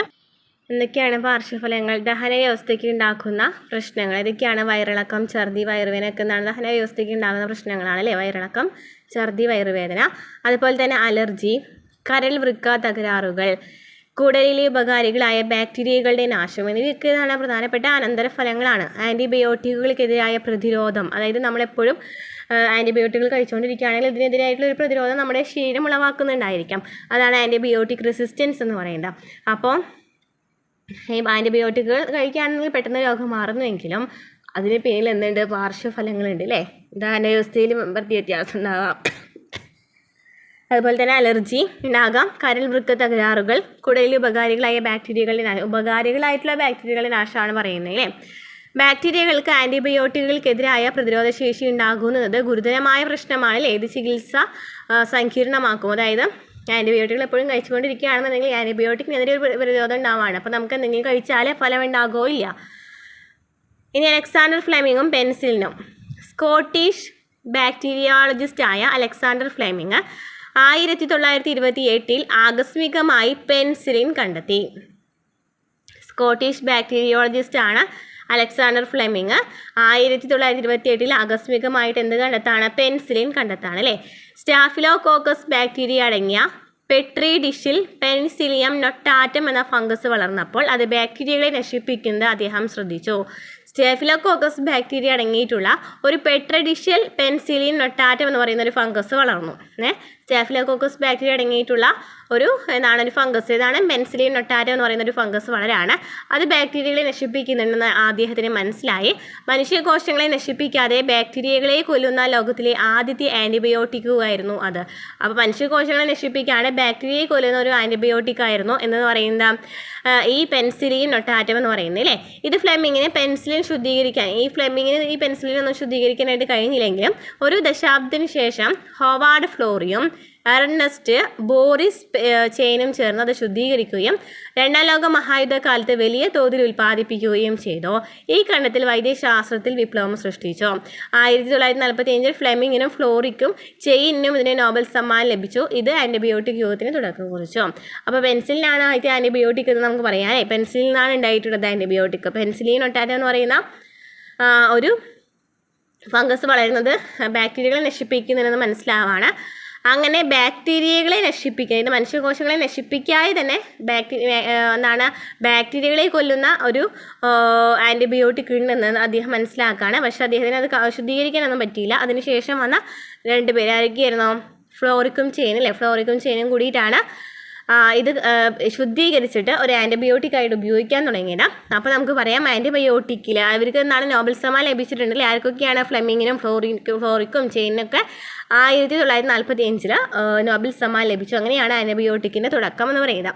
ഇതുപോലെ വൈറസുകൾക്കെതിരായി ആൻറ്റി വൈറൽ മരുന്നുകളും ഫംഗസുകൾക്കെതിരായി ആൻറ്റി ഫംഗൽ മരുന്നുകളും പ്രോട്ടോസോവകൾക്കെതിരായി ആൻറ്റി പ്രോട്ടോസോവൽ മരുന്നുകളും വിരകൾക്കെതിരായി ആൻറ്റി ഹെൽമിൻ്റ് മരുന്നുകളും ഉപയോഗിക്കുന്നുണ്ട്. പനി കുറയ്ക്കാനായിട്ട് എന്താണ്? ആൻറ്റി പൈററ്റിക് മരുന്നുകളാണ് ഉപയോഗിക്കുന്നത്. അപ്പോൾ വൈറസുകൾക്കെതിരെ ആൻറ്റി വൈറൽ മരുന്നുകൾ, ഫംഗസുകൾക്കെതിരെ ആൻറ്റി ഫംഗൽ മരുന്നുകൾ, അതുപോലെ തന്നെ പ്രോട്ടോസോവയ്ക്കെതിരെ ആൻറ്റി പ്രോട്ടോസോവൽ മരുന്നുകൾ, വിരകൾക്കെതിരെ ആൻറ്റി ഹെൽമൻ്റ് മരുന്നുകളൊക്കെ ഉപയോഗിക്കുന്നുണ്ട് എന്ന് മനസ്സിലാക്കാം. ഇനി തുള്ളിക്കൊരു ജീവൻ, രക്തദാനം, മഹാദാനം, എങ്ങനെയാണ് നമ്മൾ ദാനം ചെയ്യുകയാണെന്നുണ്ടെങ്കിൽ എന്തൊക്കെ ശ്രദ്ധിക്കണം? 18നും 60നും മധ്യ പ്രായമുള്ളവർക്കാണ് രക്തം ദാനം ചെയ്യാനായിട്ട് പറ്റുക. ചുരുങ്ങിയത് 50 കിലോ ഭാരമെങ്കിലും ഉണ്ടായിരിക്കണം. അതുപോലെ ആസ്മ, അപസ്മാരം, ഹൃദ്രോഗം, കിഡ്നി രോഗം, ക്യാൻസർ തുടങ്ങിയ രോഗങ്ങളൊന്നും ഈ രക്തദാനം ചെയ്യാനായിട്ട് പാടില്ല. രക്തത്തിലെ ഹീമോഗ്ലോബിൻ 12.5 gram/dl മുകളിലായിരിക്കണം. സ്ത്രീകൾക്ക് ആർത്തവ സമയത്തും മുലയൂട്ടുന്ന സമയത്തും പ്രസവശേഷം 1 വർഷത്തേക്കും രക്തദാനം ചെയ്യാനായിട്ട് പാടില്ല. അതുപോലെ ആരോഗ്യമുള്ള ഒരു പുരുഷന് 3 മാസത്തിലൊരിക്കലും സ്ത്രീക്ക് 4 മാസത്തിലൊരിക്കലാണ് രക്തദാനം ചെയ്യാനായിട്ട് പറ്റുക. ഓക്കെ. ഇനി രക്തനിവേശനം എന്ന് വെച്ചാൽ എന്താണ്? രക്തഗ്രൂപ്പുകളൊക്കെ അറിയാമല്ലോ അല്ലേ. ഒരു വ്യക്തിയിൽ നിന്നുള്ള രക്തം അല്ലെങ്കിൽ രക്തഘടകങ്ങൾ മറ്റൊരു വ്യക്തിയുടെ ശരീരത്തിലേക്ക് മാറ്റുന്ന പ്രക്രിയയാണ് രക്തനിവേശനം എന്ന് പറയുന്നത്. അപ്പോൾ രക്തനിവേശനം എന്ന് വെച്ചാൽ ഒരു വ്യക്തിയിൽ നിന്നുള്ള രക്തം അല്ലെങ്കിൽ രക്തഘടകങ്ങൾ മറ്റൊരു വ്യക്തിയുടെ ശരീരത്തിലേക്ക് മാറ്റുന്ന പ്രക്രിയയാണ് രക്തനിവേശനം എന്ന് പറയുന്നത്. ഇതിൽ രക്തം നൽകുന്ന വ്യക്തിയെ ഡോണർ എന്ന് പറയാം അല്ലേ. രക്തദാതാവ് അല്ലെങ്കിൽ ബ്ലഡ് ഡോണർ എന്ന് പറയും. സ്വീകരിക്കുന്ന വ്യക്തിയെ രക്തസ്വീകർത്താവ് അല്ലെങ്കിൽ ബ്ലഡ് റെസിപ്പിയൻ എന്നാണ് വിളിക്കുന്നത്. ഓക്കെ. അപ്പോൾ രക്തനിവേശനം എന്ന് വെച്ചാൽ രക്തം ഒരാളിൽ നിന്ന് മറ്റൊരാളിലേക്ക് മാറ്റുന്ന ഒരു പ്രക്രിയയാണ് അല്ലേ. ഇത് കൊടുക്കുന്ന ആളെ എന്ന് വിളിക്കും, രക്തദാതാവ് എന്ന് വിളിക്കും, ഡോണർ എന്ന് വിളിക്കും, സ്വീകർത്താവിനെ എന്ന് വിളിക്കുന്നു, റെസിപ്പിയൻ എന്നും വിളിക്കുന്നു എന്ന് മനസ്സിലായി. നോക്കിയൊരു ക്വസ്റ്റ്യൻ, മറ്റു ജന്തുക്കൾക്ക് രക്തഗ്രൂപ്പ് ഉണ്ടോ? ജന്തുക്കൾക്ക് രക്തഗ്രൂപ്പ് ഉണ്ടാവും കേട്ടോ. മനുഷ്യർക്ക് മാത്രമല്ല മറ്റു പല ജന്തുക്കൾക്കും രക്തഗ്രൂപ്പുകളുണ്ട്. ഓരോ വർഗ്ഗത്തിലും വ്യത്യസ്ത തരം രക്തഗ്രൂപ്പുകളാണ് കാണപ്പെടുക. അതായത് നായ്ക്കൾക്ക് 13 രക്തഗ്രൂപ്പുകളാണ് ഉള്ളതെങ്കിൽ പൂച്ചകൾക്ക് 3 രക്തഗ്രൂപ്പുകൾ മാത്രമാണ് ഉള്ളത്. ഓക്കെ. അപ്പോൾ ഡിഫറെൻ്റ് ആയിരിക്കും, പക്ഷേ രക്തഗ്രൂപ്പുകൾ ഉണ്ട് എന്ന് മനസ്സിലാക്കി വയ്ക്കാം. ചുവന്ന രക്തകോശങ്ങളുടെ ഉപരിതലത്തിൽ കാണുന്ന A, B എന്നീ ആൻറ്റിജനുകളാണ് രക്തഗ്രൂപ്പുകൾക്ക് അടിസ്ഥാനം. അപ്പോൾ രക്തഗ്രൂപ്പുകൾ നിർണ്ണയിക്കുന്നത് എങ്ങനെയാണ്? ചുവന്ന രക്തകോശങ്ങളുടെ ഉപരിതലത്തിൽ കാണപ്പെടുന്ന A, B എന്ന് പറയുന്ന ആൻറ്റിജനുകളാണ്. രക്തത്തിലുള്ള ആൻറ്റിജൻ ഏതാണോ അതാണ് ആ വ്യക്തിയുടെ രക്തഗ്രൂപ്പ്. ഏതാണോ ആൻറ്റിജൻ, ഇപ്പോൾ എ എന്ന് പറയുന്ന ആൻറ്റിജൻ ആണുള്ളതെങ്കിൽ ആ വ്യക്തിയുടെ രക്തഗ്രൂപ്പ് എന്തായിരിക്കും? എ ആയിരിക്കും. ബി ഉള്ള ആളുടെ രക്തഗ്രൂപ്പ് എന്തായിരിക്കും? ബി ആയിരിക്കും. അതാണ് പറയേണ്ടത്. രക്തപ്ലാസ്മയിലുള്ള ആൻറ്റിബോഡികൾക്കും രക്തനിവേശനത്തിന് പ്രാധാന്യമുണ്ട്. ചില വ്യക്തികളിൽ എ ബി എന്ന ആൻറ്റിജനുകൾ കൂടാതെ ഡി എന്ന് പറയുന്ന ആൻറ്റിജൻ കാണപ്പെടാറുണ്ട്. ഡി ആൻറ്റിജൻ കാണപ്പെടാണെന്നുണ്ടെങ്കിൽ, ഡി ആൻറ്റിജൻ ഉണ്ടെന്നുണ്ടെങ്കിൽ രക്തഗ്രൂപ്പ് പോസിറ്റീവ് ആണെന്നും ഇല്ലെങ്കിൽ നെഗറ്റീവ് ആണെന്നാണ് പറയുന്നത്. അപ്പോൾ എയും ബിയും അല്ലാതെ തന്നെ ഡി ആൻറ്റിജൻ കാണപ്പെടാറുണ്ട്. ഡി ഉണ്ടെന്നുണ്ടെങ്കിൽ പോസിറ്റീവ് ആണോ നെഗറ്റീവ് ആണോ എന്നാണ് നോക്കുന്നത്. ഡി ഉണ്ടെന്നുണ്ടെങ്കിൽ പോസിറ്റീവ്, ഇല്ലെങ്കിൽ എന്തായിരിക്കും? നെഗറ്റീവ് ആയിരിക്കും. ഡി ആൻറ്റിജൻ ആദ്യമായി കണ്ടെത്തിയത് ആരാണ്? റീസസ് കുരങ്ങിൽ നിന്നായതിനാൽ ഇതിനെ റീസസ് ഘടകം എന്ന് വിളിക്കുന്നു. അതായത് ഡി ആൻറ്റിജൻ കണ്ടെത്തിയത് റീസസ് എന്ന് പറയുന്ന കുരങ്ങിൽ നിന്നാണ്. അതിനാൽ തന്നെ ഇതിനെ എന്ന് വിളിക്കുന്നു? RH ഘടകം അല്ലെങ്കിൽ റീസസ് ഘടകം എന്ന് വിളിക്കുന്നു. സ്വീകർത്താവിൻ്റെ രക്തത്തിൽ സ്വാഭാവികമായി ഇല്ലാത്ത ആൻറ്റിജൻ ദാതാവിൻ്റെ രക്തം വഴി എത്തിയാൽ അതിനെതിരെ സ്വീകർത്താവിൻ്റെ പ്ലാസ്മയിലെ ആൻറ്റിബോഡികൾ പ്രവർത്തിച്ച് രക്തം കട്ട പിടിക്കുന്ന അവസ്ഥ ഉണ്ടാകും. അതിനാൽ രക്തനിവേശനത്തിൽ രക്തഗ്രൂപ്പുകൾ നിർബന്ധമായും പരിഗണിക്കണം. അതായത് കറക്റ്റായിട്ടുള്ള മാച്ചിങ് ആയിട്ടുള്ള ഇത് സ്വീകരിക്കണം എന്ന് നമ്മൾ പറയാറുണ്ടല്ലോ. അല്ലാന്നുണ്ടെങ്കിൽ രക്തം കട്ട പിടിക്കാനായിട്ടുള്ള ചാൻസ് ഉണ്ട്. അതാണ് പറയുന്നത്. ഇനി എന്താണ് ബോംബെ ഗ്രൂപ്പ്? ബോംബെ രക്തഗ്രൂപ്പ് എന്ന് വെച്ചാൽ 1982 മുംബൈയിലെ ഡോക്ടർ YM ബെൻഡെ ആണ് ഈ ഗ്രൂപ്പ് കണ്ടെത്തിയത്. ബെൻഡെ ആണ് എന്ത് കണ്ടെത്തിയത്? ബോംബെ രക്തഗ്രൂപ്പ് 1952 കണ്ടെത്തിയത്. എല്ലാ ഗ്രൂപ്പുകാരിലും കാണുന്ന H ആൻറ്റിജൻ ബോംബെ ഗ്രൂപ്പുകാരിൽ കാണുന്നില്ല. H ആൻറ്റിജൻ എന്ന് പറയുന്നത് എല്ലാ ഗ്രൂപ്പിലുള്ളതാണ്. പക്ഷേ ഈ ബോംബെ ഗ്രൂപ്പിൽ എന്ത് കാണുന്നില്ല? H ആൻറ്റിജൻ കാണുന്നില്ല. ഇക്കാരണത്താൽ സാധാരണ പരിശോധനയിൽ O ഗ്രൂപ്പുമായി തോന്നുമെങ്കിലും സാധാരണ O ഗ്രൂപ്പുകാരിൽ നിന്നും രക്തം സ്വീകരിക്കാനായിട്ട് പറ്റില്ല. അപ്പോൾ ബോംബെ ഗ്രൂപ്പുള്ളവർക്ക് O എന്ന് പറയുന്ന രക്തഗ്രൂപ്പായിട്ട് വലിയ സാമ്യമൊക്കെ ഉണ്ടായിരിക്കും. പക്ഷേ O ഗ്രൂപ്പ് അല്ല എന്ന് പറയുന്നത് വേറൊരു റയർ ഗ്രൂപ്പ് ആണല്ലേ. അപ്പോൾ അതിനാൽ തന്നെ ഇത് സ്വീകരിക്കാനായിട്ട് പാടില്ല O രക്തഗ്രൂപ്പ് ഒന്നും. ബോംബെ രക്തഗ്രൂപ്പുള്ള മറ്റൊരു വ്യക്തിയിൽ നിന്ന് മാത്രമേ ഇവർക്ക് രക്തം സ്വീകരിക്കാനാകൂ. അപ്പോൾ ബോംബെ രക്തഗ്രൂപ്പുള്ള ആളുടെ മാത്രമാണ് ബോംബെ രക്തഗ്രൂപ്പുള്ള വ്യക്തികളിൽ മാത്രമാണ് ഇപ്പോൾ ബോംബെ രക്തഗ്രൂപ്പുകൾ തമ്മിലാണ് ശരിക്കും പറഞ്ഞാൽ കൈമാറ്റം ചെയ്യപ്പെടേണ്ടത്. വേറൊരാളിൽ നിന്നും സ്വീകരിക്കാനായിട്ട് പാടില്ല. അപൂർവമായ ഈ ഗ്രൂപ്പ് ഇന്ത്യയിൽ ഏകദേശം 10,000 പേരിൽ ഒരാൾക്കും ലോകത്തിൽ 10 ലക്ഷത്തിൽ ഒരാൾക്കാണ് കാണപ്പെടുന്നത്. അപ്പോൾ അത്രയ്ക്ക് റെയർ ആയിട്ടുള്ള ഗ്രൂപ്പ് ആണെന്ന് മനസ്സിലാക്കാം. നോക്കിയേ, എ രക്തഗ്രൂപ്പ് ആണെങ്കിൽ ആൻറ്റിജൻ എന്തായിരിക്കും? എ ആയിരിക്കും അല്ലേ. അപ്പോൾ ആൻറ്റിബോഡി എന്തായിരിക്കും? അതിന് ഓപ്പോസിറ്റ്, അതായത് ബി ആയിരിക്കും. ഇനി ബി രക്തഗ്രൂപ്പ് ആണെങ്കിൽ ഏതാണ്? ബി. ഏതാണ് രക്തഗ്രൂപ്പ്? ആൻറ്റിജൻ അനുസരിച്ചാണെന്ന് പറഞ്ഞു. അപ്പോൾ അതിനാൽ ബി ആൻറ്റിജൻ ആണെങ്കിൽ എന്താണ്? ബി രക്തഗ്രൂപ്പ് ആണെന്ന് പറഞ്ഞു. അപ്പോൾ ആൻറ്റിബോഡി എന്തായിരിക്കും? എ ആയിരിക്കും.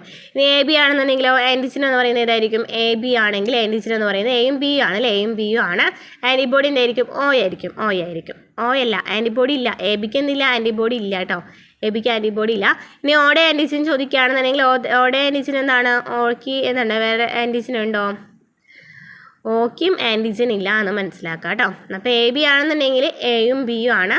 എയും ബിയും എ ബിക്കൊക്കെ ആൻറ്റിജൻ ഏത് തന്നെയാണ്. ഓക്കെ ആണെന്നുണ്ടെങ്കിൽ എന്തുണ്ടായിരിക്കില്ല? ആൻറ്റിജൻ ഉണ്ടായിരിക്കില്ല, ആൻറ്റിബോഡി ഉണ്ടായിരിക്കും. അത് എയും ബിയും ആയിരിക്കും.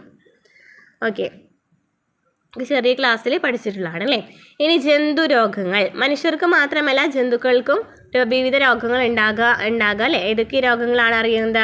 കുളമ്പ് രോഗം എന്ന് പറയുന്നതാണ് ഒരു വൈറസ് രോഗമാണ്. കുളമ്പ് രോഗം വൈറസ് രോഗമാണ്. ബാധിക്കുന്നത് കന്നുകാലികൾക്കാണ്, അതായത് പശു എരുമയ്ക്കൊക്കെയാണ് ഇത് ബാധിക്കുന്നത്.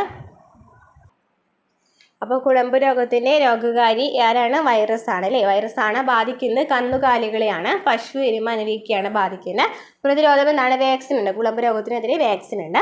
ഇനി ആന്ത്രാക്സ് എന്ന് പറയുന്നത് ഒരു ബാക്ടീരിയ രോഗമാണ്. ചോദിക്കാറുണ്ട് കേട്ടോ. കുളമ്പ് രോഗം വൈറസ് രോഗമാണ്. അതുപോലെ കോഴി വസന്ത എന്ന് പറയുന്നൊരു രോഗമുണ്ട്, അതും വൈറസ് രോഗമാണ്. അപ്പോൾ കുളമ്പ് രോഗം വൈറസ് രോഗമാണ്, കന്നുകാലികളെയാണ് ബാധിക്കുന്നത്. ഇവർക്കൊക്കെ പ്രതിരോധം എന്താണ്? വാക്സിനാണ്. ആന്ത്രാക്സ് കന്നുകാലികളെ ബാധിക്കുന്നത് തന്നെയാണ് അല്ലേ. ആന്ത്രാക്സിൻ്റെ രോഗകാരി ബാക്ടീരിയയാണ്.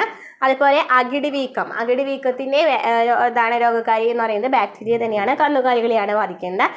അപ്പോൾ കന്നുകാലികളെ ബാധിക്കുന്ന ബാക്ടീരിയ രോഗങ്ങൾ രണ്ടാണ്, ആന്ത്രാക്സും അകിട് വീക്കവും. അതുപോലെ കുളമ്പ് രോഗം എന്ന് പറയുന്നത് വൈറസ് രോഗമാണ്. കോഴി വസന്ത എന്ന് പറയുന്നത് വൈറസ് രോഗമാണ്. കോഴിയും താറാവിനെയാണ് അത് ബാധിക്കുന്നത്.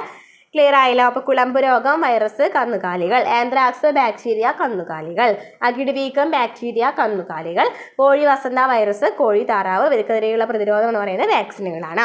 ഇനി സസ്യ രോഗങ്ങളുണ്ടോ? ഉണ്ട് അല്ലേ. വഴുതനയുടെ വാട്ടം എന്ന് പറയുന്ന ഒരു ബാക്ടീരിയ രോഗമാണ്. വഴുതനയുടെ വാട്ടം എന്ന് പറയുന്ന ഒരു ബാക്ടീരിയ രോഗമാണ്. അതായത് പ്രധാനപ്പെട്ട ലക്ഷണങ്ങൾ ചോദിക്കുകയാണെന്നുണ്ടെങ്കിൽ ഇളം ഇലകൾ പെട്ടെന്ന് വാടിപ്പോകും, ക്രമേണ ഇലകൾ മഞ്ഞ നിറമാകും, വളർച്ച മുരടിക്കുകയും ശാഖകൾ കുറയുകയും ചെയ്യുന്നു. അപ്പോൾ വഴുതനയുടെ വാട്ടം എന്ന് പറയുന്നത് ഒരു ബാക്ടീരിയ രോഗമാണ്. അതുപോലെ നെല്ലിൻ്റെ ബ്ലൈറ്റ് രോഗം എന്ന് പറയുന്നത് ബാക്ടീരിയ രോഗമാണ്. വഴുതിൻ്റെ വാട്ടം എന്ന് വെച്ചാൽ ഇളം ഇലകൾ പെട്ടെന്ന് വാടിപ്പോകുക, ഇലകൾ മഞ്ഞനിറമാകുക, വളർച്ച മുരടിക്കുക, ശാഖകൾ കുറയുകയൊക്കെ ചെയ്യുന്നതാണ് വഴുതിൻ്റെ വാട്ടം പ്രധാനപ്പെട്ട ലക്ഷണം എന്ന് പറയുന്നത്. ഇനി നെല്ലിൻ്റെ ബ്ലൈറ്റ് രോഗം എന്ന് പറയുന്നത് ബാക്ടീരിയ രോഗമാണ്. ഇലകളിൽ വട്ടത്തിലുള്ള മഞ്ഞ പുള്ളിക്കുത്തുകൾ, നെന്മണികളിൽ പുള്ളിക്കുത്തുകളൊക്കെയാണ് എന്ന് പറയുന്നത് ബാക്ടീരിയ രോഗം. അതായത് ഈ നെല്ലിൻ്റെ ബ്ലൈറ്റ് രോഗത്തിൻ്റെ ലക്ഷണങ്ങൾ എന്ന് പറയുന്നത് ബാക്ടീരിയ രോഗമാണ്. ഇലകളിൽ വട്ടത്തിലുള്ള മഞ്ഞ പുള്ളിക്കുത്തുകളും നെന്മണികളിൽ പുള്ളിക്കുത്തുകളും കാണപ്പെടാം. ഇനി വാഴയുടെ കുറുനാമ്പ് രോഗം എന്ന് പറയുന്നത് വൈറസ് രോഗമാണ്. ഇലകൾ നീളവും വീതിയും കുറഞ്ഞ് കുറുകി കുത്തനെ ഉയർന്നു നിൽക്കുന്നു, വളർച്ച മുരടിക്കുന്നു. അതാണ് വാഴയുടെ കുറുനാമ്പ് രോഗം എന്ന് പറയുന്നത് വൈറസ് രോഗമാണ്. ഇനി മരച്ചീനിയിലെ മൊസൈക്ക് രോഗം എന്ന് പറയുന്നത് വൈറസ് രോഗമാണ്. പ്രാരംഭഘട്ടത്തിൽ ഇലകളിൽ ഇളം മഞ്ഞ നിറമുള്ള പാടുകൾ ഉണ്ടാകും. ഇവ ക്രമേണ വെള്ളനിറമായിട്ട് മാറും. ചെടിയുടെ വളർച്ച മുരടിക്കുകയും കിഴങ്ങിൻ്റെ വലിപ്പം കുറയുകയും ചെയ്യുന്നു. ഇതാണ് പ്രധാനപ്പെട്ട ലക്ഷണങ്ങൾ എന്ന് പറയുന്നത്. അപ്പോൾ മരച്ചീനിയിലെ മൊസൈക്ക് രോഗം എന്ന് പറയുന്നതാണ് വൈറസ് രോഗമാണ്. അപ്പോൾ വാഴയുടെ കുറുനാമ്പ് രോഗവും മരച്ചീനിയിലെ മൊസൈക്ക് രോഗവും വൈറസ് രോഗമാണ്. തെങ്ങിൻ്റെ കൂമ്പുചീൽ എന്നാണ് ഫംഗസ് രോഗമാണ്. കുരുമുളകിൻ്റെ ദ്രുതവാട്ടം എന്നാണ് ഫംഗസ് രോഗമാണ്. കൂമ്പുചീലിൻ്റെ എന്തായിരിക്കും പ്രധാനപ്പെട്ട ലക്ഷണം എന്ന് പറയുന്നത് ഇളമിലകൾ മഞ്ഞനിറമായിട്ട് കൂമ്പ് വാടി താഴേക്ക് വീഴുന്നതാണ് തെങ്ങിന് കൂമ്പുചീൽ എന്ന് പറയുന്നത്. കുരുമുളകിന് ദ്രുതവാട്ടം എന്ന് വെച്ചാൽ ഇലകളിലും തണ്ടുകളിലൊക്കെ നനഞ്ഞ പാടുകൾ ഉണ്ടായിരിക്കാം. അതുപോലെ തന്നെ ഇലകൾ കൊഴിയുകയും ചെടി പെട്ടെന്ന് വാടുകയും ചെയ്യും. അപ്പോൾ ഇവിടെ നമുക്ക് പഠിച്ചു വെക്കേണ്ടത് ലക്ഷണങ്ങൾ പഠിച്ചില്ല എന്നുണ്ടെങ്കിലും രോഗകാരികൾ പഠിച്ചു വയ്ക്കുക. വഴുതിനടി വാട്ടം, നെല്ലിൻ്റെ ബ്ലൈറ്റ് രോഗം ബാക്ടീരിയ രോഗമാണ്. വാഴയുടെ കുറുനാമ്പ് രോഗം, മരച്ചീനിയിലെ മൊസൈക്ക് രോഗം വൈറസ് രോഗമാണ്. തെങ്ങിൻ്റെ കൂമ്പുചീലും കുരുമുളകിൻ്റെ ദ്രുതവാട്ടം എന്നാണ് ഫംഗസ് രോഗമാണ്. ഇനി സസ്യങ്ങളിൽ പ്രതിരോധമുണ്ടോ? ഉണ്ട്. ദൃഢമായ കോശഭിത്തി, പുറംതൊലി, ഇലകളിലും തണ്ടുകളിലുമുള്ള മെഴുക് ആവരണം മുതലായവ രോഗാണു പ്രവേശനങ്ങളെ തടയുന്നുണ്ട്. ദൃഢമായ കോശഭിത്തി ദൃഢമാണെന്നുണ്ടെങ്കിൽ അതുപോലെ തന്നെ പുറംതൊലി, ഇലകളിലും തണ്ടുകളിലുള്ള മെഴുക് ആവരണം ഉണ്ടല്ലോ, അതൊക്കെ എന്താണ് രോഗാണുക്കൾ തടയുന്നതിന് വേണ്ടിയിട്ടുള്ളതാണ്. അതുപോലെ ആൻറ്റി മൈക്രോബിയൽ പദാർത്ഥങ്ങൾ രോഗാണുക്കളെ കൊല്ലുകയോ അവയുടെ വളർച്ച തടയുകയോ ചെയ്യുന്നു. മൈക്രോബിയൽ പദാർത്ഥങ്ങൾ രോഗാണുക്കളെ കൊല്ലുകയോ അവയുടെ വളർച്ച തടയുകയോ ചെയ്യുന്നുണ്ട്. എൻസൈമുകൾ രോഗാണുക്കളുടെ കോശഭിത്തി വിഘടിപ്പിക്കുന്നു. വിഘടിപ്പിക്കുന്നുണ്ട്. രോഗാണുബാധയേറ്റ ഭാഗത്തെ കോശങ്ങൾ സ്വയം നശിച്ച് രോഗം പടരുന്നത് തടയുന്നു. രോഗാണുബാധയേറ്റ ഭാഗത്തെ കോശങ്ങൾ സ്വയം നശിച്ച് രോഗം പടരുന്നത് തടയുന്നു. ഇനി സസ്യത്തിൻ്റെ ഒരു ഭാഗം ആക്രമിക്കപ്പെടുമ്പോൾ കോശങ്ങളിൽ നിന്ന് കോശങ്ങളിലേക്ക് രോഗബാധയെക്കുറിച്ച് സൂചന നൽകുന്നു.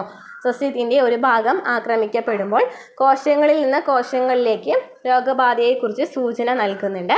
അതുപോലെ കോശഭിത്തി മറികടന്ന് രോഗാണുക്കൾ പ്രവേശിക്കുകയാണെങ്കിൽ തന്നെ രോഗാണു വ്യാപനം തടയുന്നതിനായിട്ട് കാലോസ് എന്ന് പറയുന്ന പോളിസാക്കറൈഡ് ഉണ്ട്. ഓക്കെ, അപ്പോൾ സസ്യങ്ങളിലും പ്രതിരോധ മാർഗങ്ങൾ ഉണ്ടെന്ന് മനസ്സിലായി. അപ്പോൾ ഇത്രയൊക്കെയാണ് ഈ ചാപ്റ്ററിൽ പറയുന്നത്. ഇനി